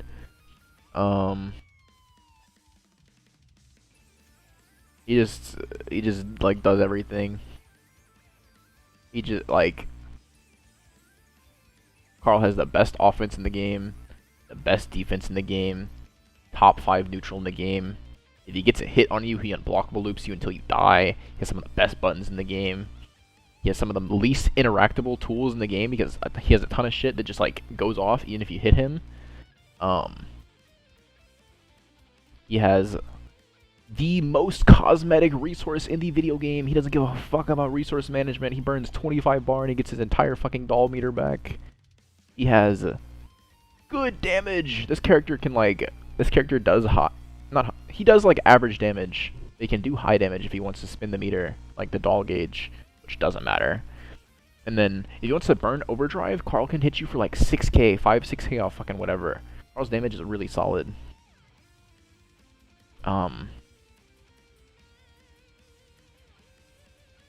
The counterplay to this character is like, there's no counterplay to this character that Carl can't directly deal with and stuff you for. There's nothing that you can say, oh, just do X against Carl and it'll be successful to some degree always. He can bully you really hard. for trying to counter any of his shit that he wants to do. He's the character who can interact with his quote-unquote counterplay more than anyone else in the game. Like, Carl is the type of character where I feel like in BlazBlue you get rewarded for studying and labbing a lot. Carl's the type of character where, like, the more you lab for 100 hours against... Yeah, you lab for, like, 100 hours against... Or 100 hours is exaggeration, but you get the point. You lab for 100 hours against Rachel or something, and you're like, wow, I have all these answers that I can put into play. I can do so much shit. I understand, like, this character's really strong, but I have so many things that I can do in X, Y, Z, blah, blah, blah, blah, blah scenarios. Then you do the same thing for Carl, and you're like, wow, it's worse than I thought. I can't do fucking anything, anywhere. Because this character is fundamentally disgusting in every stage of the game. Yeah, he just... I don't know, man. You look at, like, the 5 most bullshit things that Carl can do, and you wonder how's that in the video game? That's the most disgusting thing I've ever seen in a fighting game. And he has like 5 of them.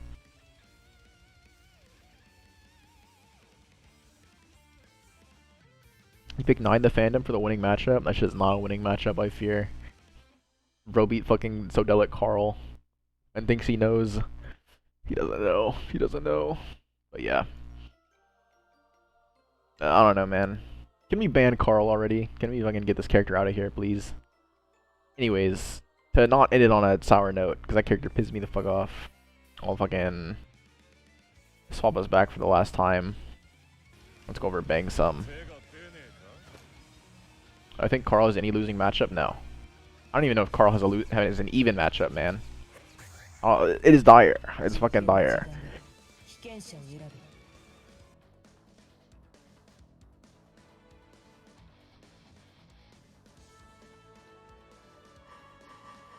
With like 8 sets against Grover. I mean, Grover's alright.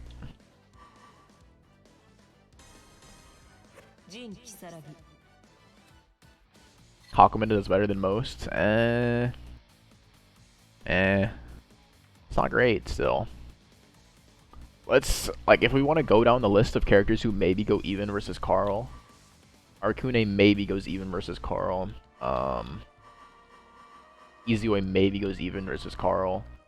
Mai, like, hard maybe goes even versus Carl. I don't think Rachel goes even versus Carl. I don't think either of these two go even. I think they both lose, which maybe is a hot take, but I think that's the case. This character maybe goes even versus Carl, but probably loses. I know Jonah thinks he loses, which I think is probably right. Who else? Oh. S maybe. So like what? 4 or 5 characters maybe go even with this character.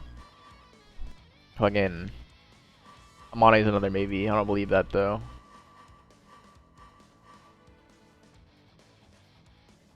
Doesn't Dawn think Relius is even? No.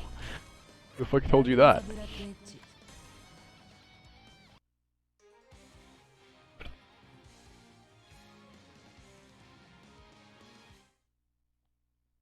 But yeah, anyways. Let's not end things on a sour note. Bang Shishigami. This character's pretty good.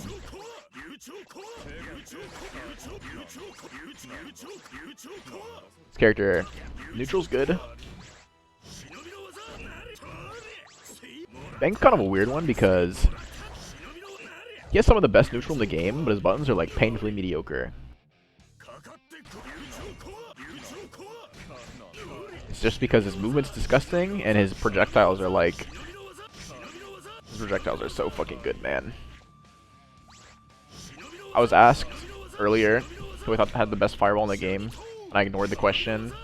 It might be Bang. It's Bang or Izanami. Or fucking Izayoi, but Izayoi is only good because she can teleport after it. That's kind of cheating. But yeah, so Bang, he hits like a fucking truck. He has this amazing god neutral. It's a contender for some of the best neutral in the whole video game. His offense isn't the best, but it's really good because he has a lot of points to just like continually threaten RPS situations for plus frames. And a lot of really good cancel options, and easy on-demand plus frames, and easy riskless plus frames in nails. Like, you can't really interact with that meaningfully, which is really strong.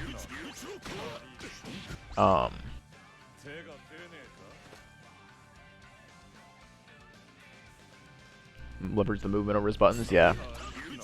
I mean, the movement's good, but I mean, the big thing is, like, nails are just ridiculous. I will say that nails are genuinely very hard to place properly. People undervalue a lot how much strong, like, player movement is required to make nails as threatening as they are, because they control very specific angles, and you need to be, like, very deliberate in your placings with them. But if you are, they're so disgusting. So yeah, insane neutral, insane damage, like I said. He has really fucked offense, or like really good offense, just because of all the plus frames that he can generate. His big issue on offense is that he struggles versus non-DP characters, or he struggles versus DP characters a little bit because he has so many gaps. But it's like one of those things where if you don't have a DP, you're just like fighting for your fucking life, man. And then he doesn't have the best set play ever because he's not a set play character per se, but he has good set play. Like, Bumper is really fucking strong.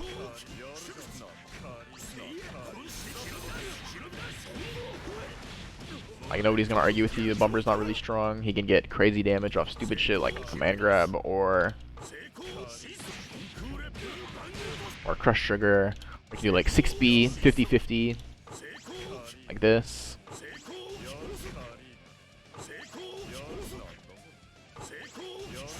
Yeah, shit like that. He has cornball shit like Umbrella as far as set play goes too. That shit's good. He has, since he has such a long drawn out thing like this, he can like, ah shit, whoops.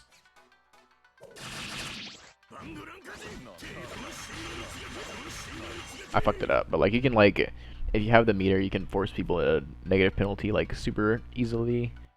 With setups like that, he has really strong anti-DP setups such as double B-nail, where you just get like auto confirms after. And then if they do happen to block,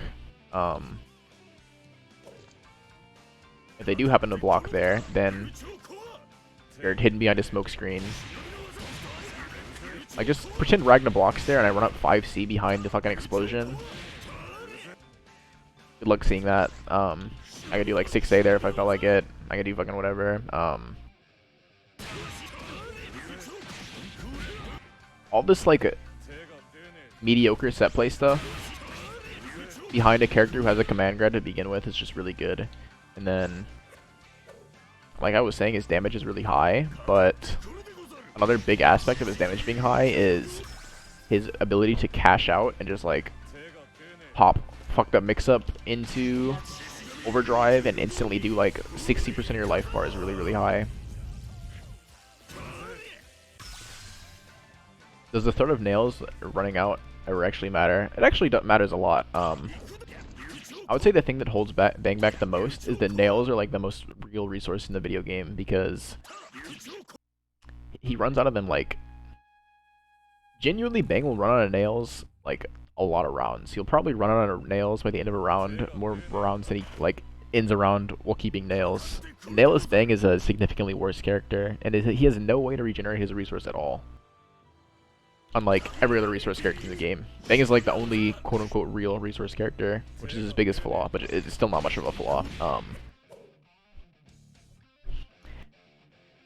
So yeah, all this is to say, one of our offense, defense, I didn't go over defense, I went over offense, neutral, his OD is crazy. He has probably the best overdrive in the entire fucking video game.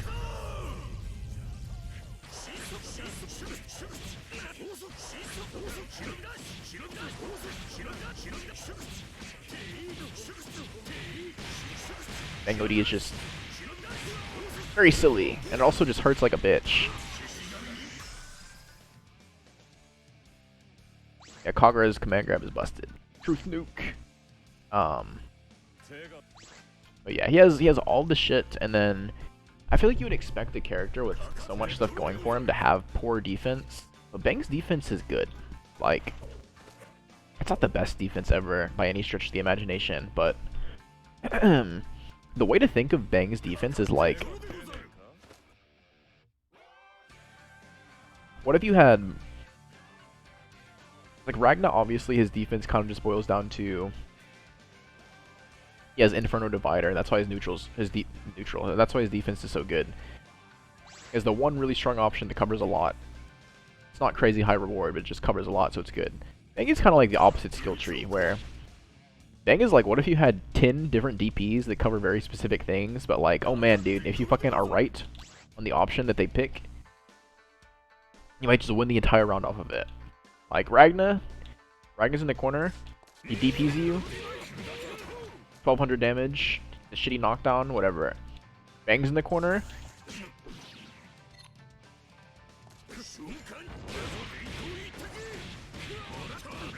All of a sudden you're holding Bang Oki, you're minus like 30% of your life bar, and you're just not having a good time at all.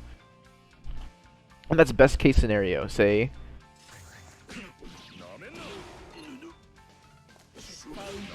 fucked up.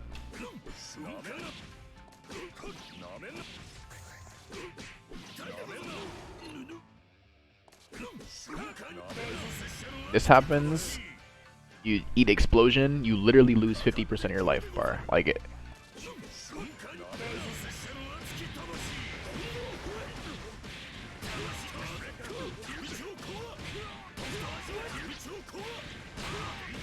That's 4.8k damage, man. You died.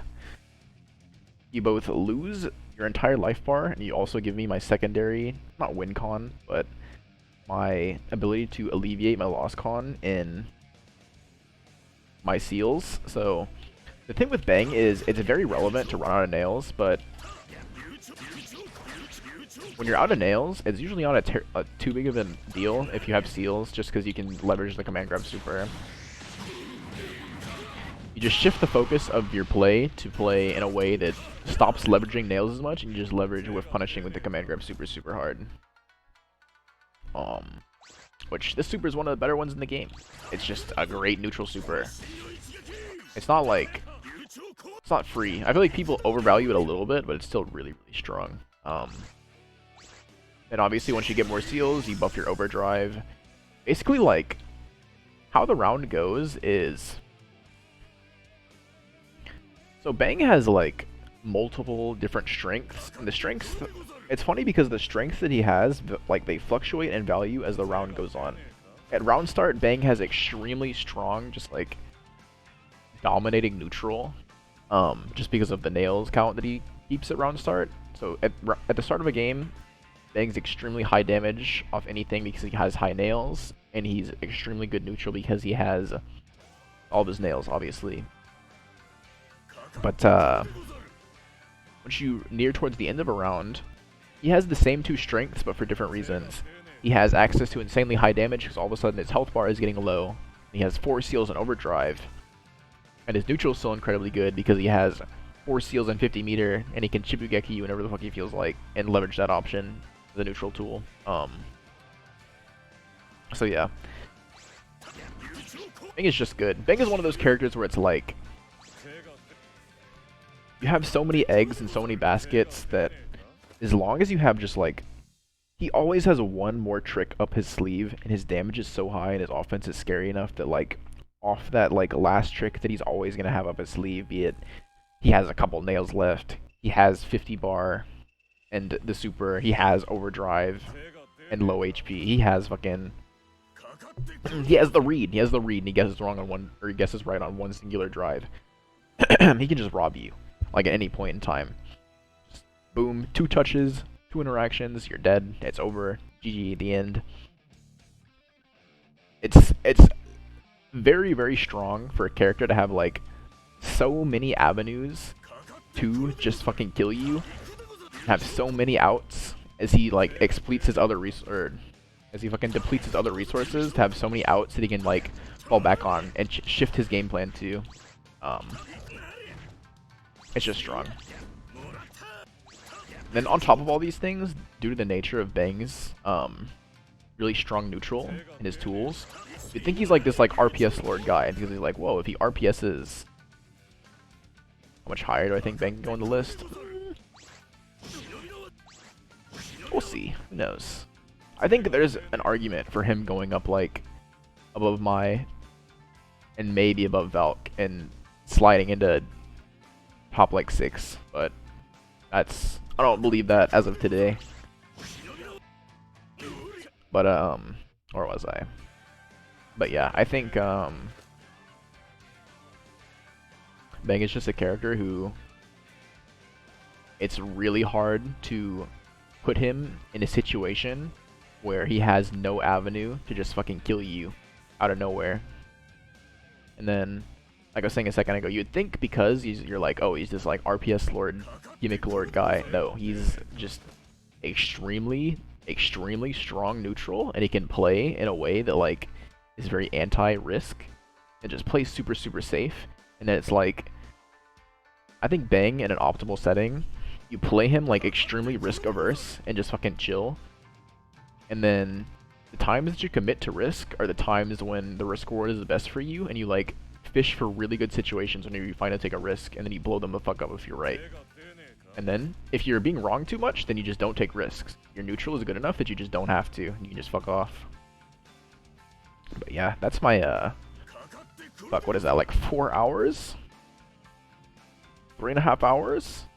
That is my rant about the my current thoughts on this video game as far as tier placements go. I'm probably gonna end stream here in a second, unless anybody else has any final questions here.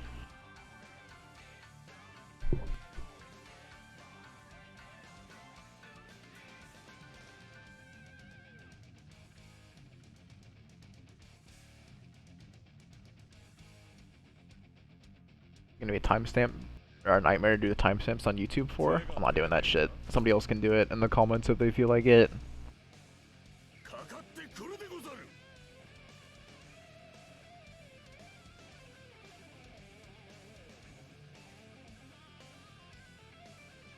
Oh, you'll do it? Thanks, I appreciate it. Can I sneak Celica up a tier? I cannot, I fear. Down with Celica.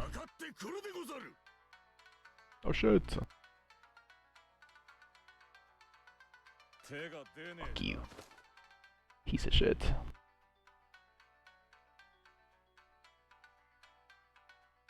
Somebody should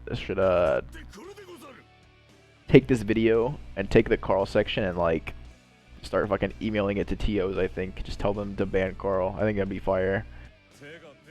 That will do it for me though. Oh wait. What I think has the potential to go up on the tier list, is there high potential?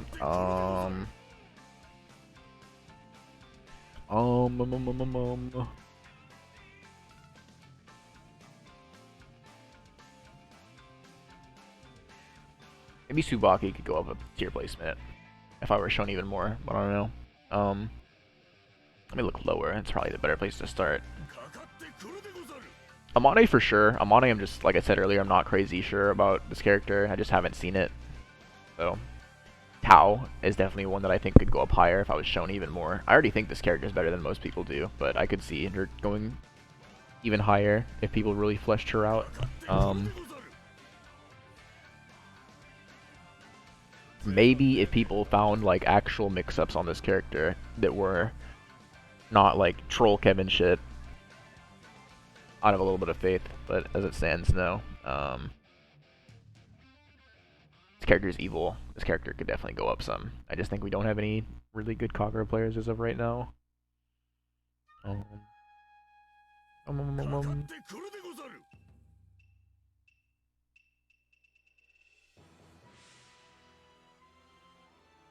I feel like that's really it. The only other one left who's kind of in that ballpark is Bang to some degree, but like,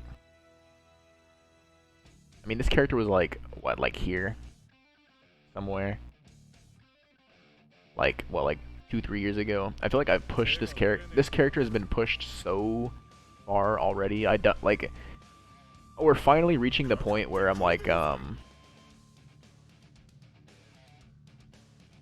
don't know if this character can be pushed any higher than he currently is.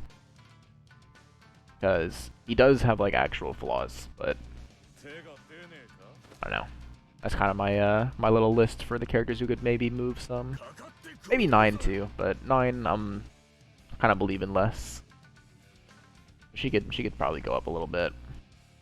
Maybe Susan as well. I think Susan is just like, he's so good, man. The character is belligerent as fuck. I think if he's played in a way to just like the thing that I was talking about before, which is like crazy high zone control and just like hold space and advantage, I think Susan could maybe see a little bit of growth, just because I think that concept is really, really good, and he does really, really well at it. He's really, really good at boxing you in the corner. It's really fucking hard to escape him. But yeah, that's it. Maybe someday I'll bring Bang up here, but I'm not there yet to be able to say that I think that character's there. I haven't brought him there. I don't think anybody else would or will. So it is what it is. For real though, thanks everybody for stopping by. I'm gonna go ahead and end it here. I will catch everybody later. Let me. Don't want to raid anybody.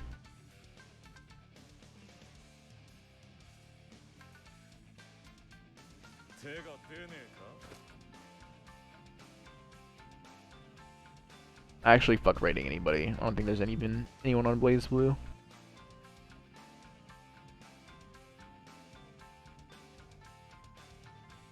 No, I'm not raiding that guy. Bug him. Alright, see y'all later. Can I raid Super? Yes, actually, I will raid Super. How the fuck do you raid people? I forgot. Do I just type !raid in his chat, or I have to do that in my chat?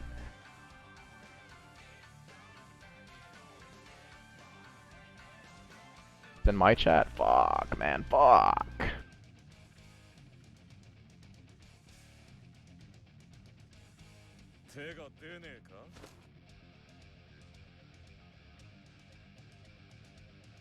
Ah.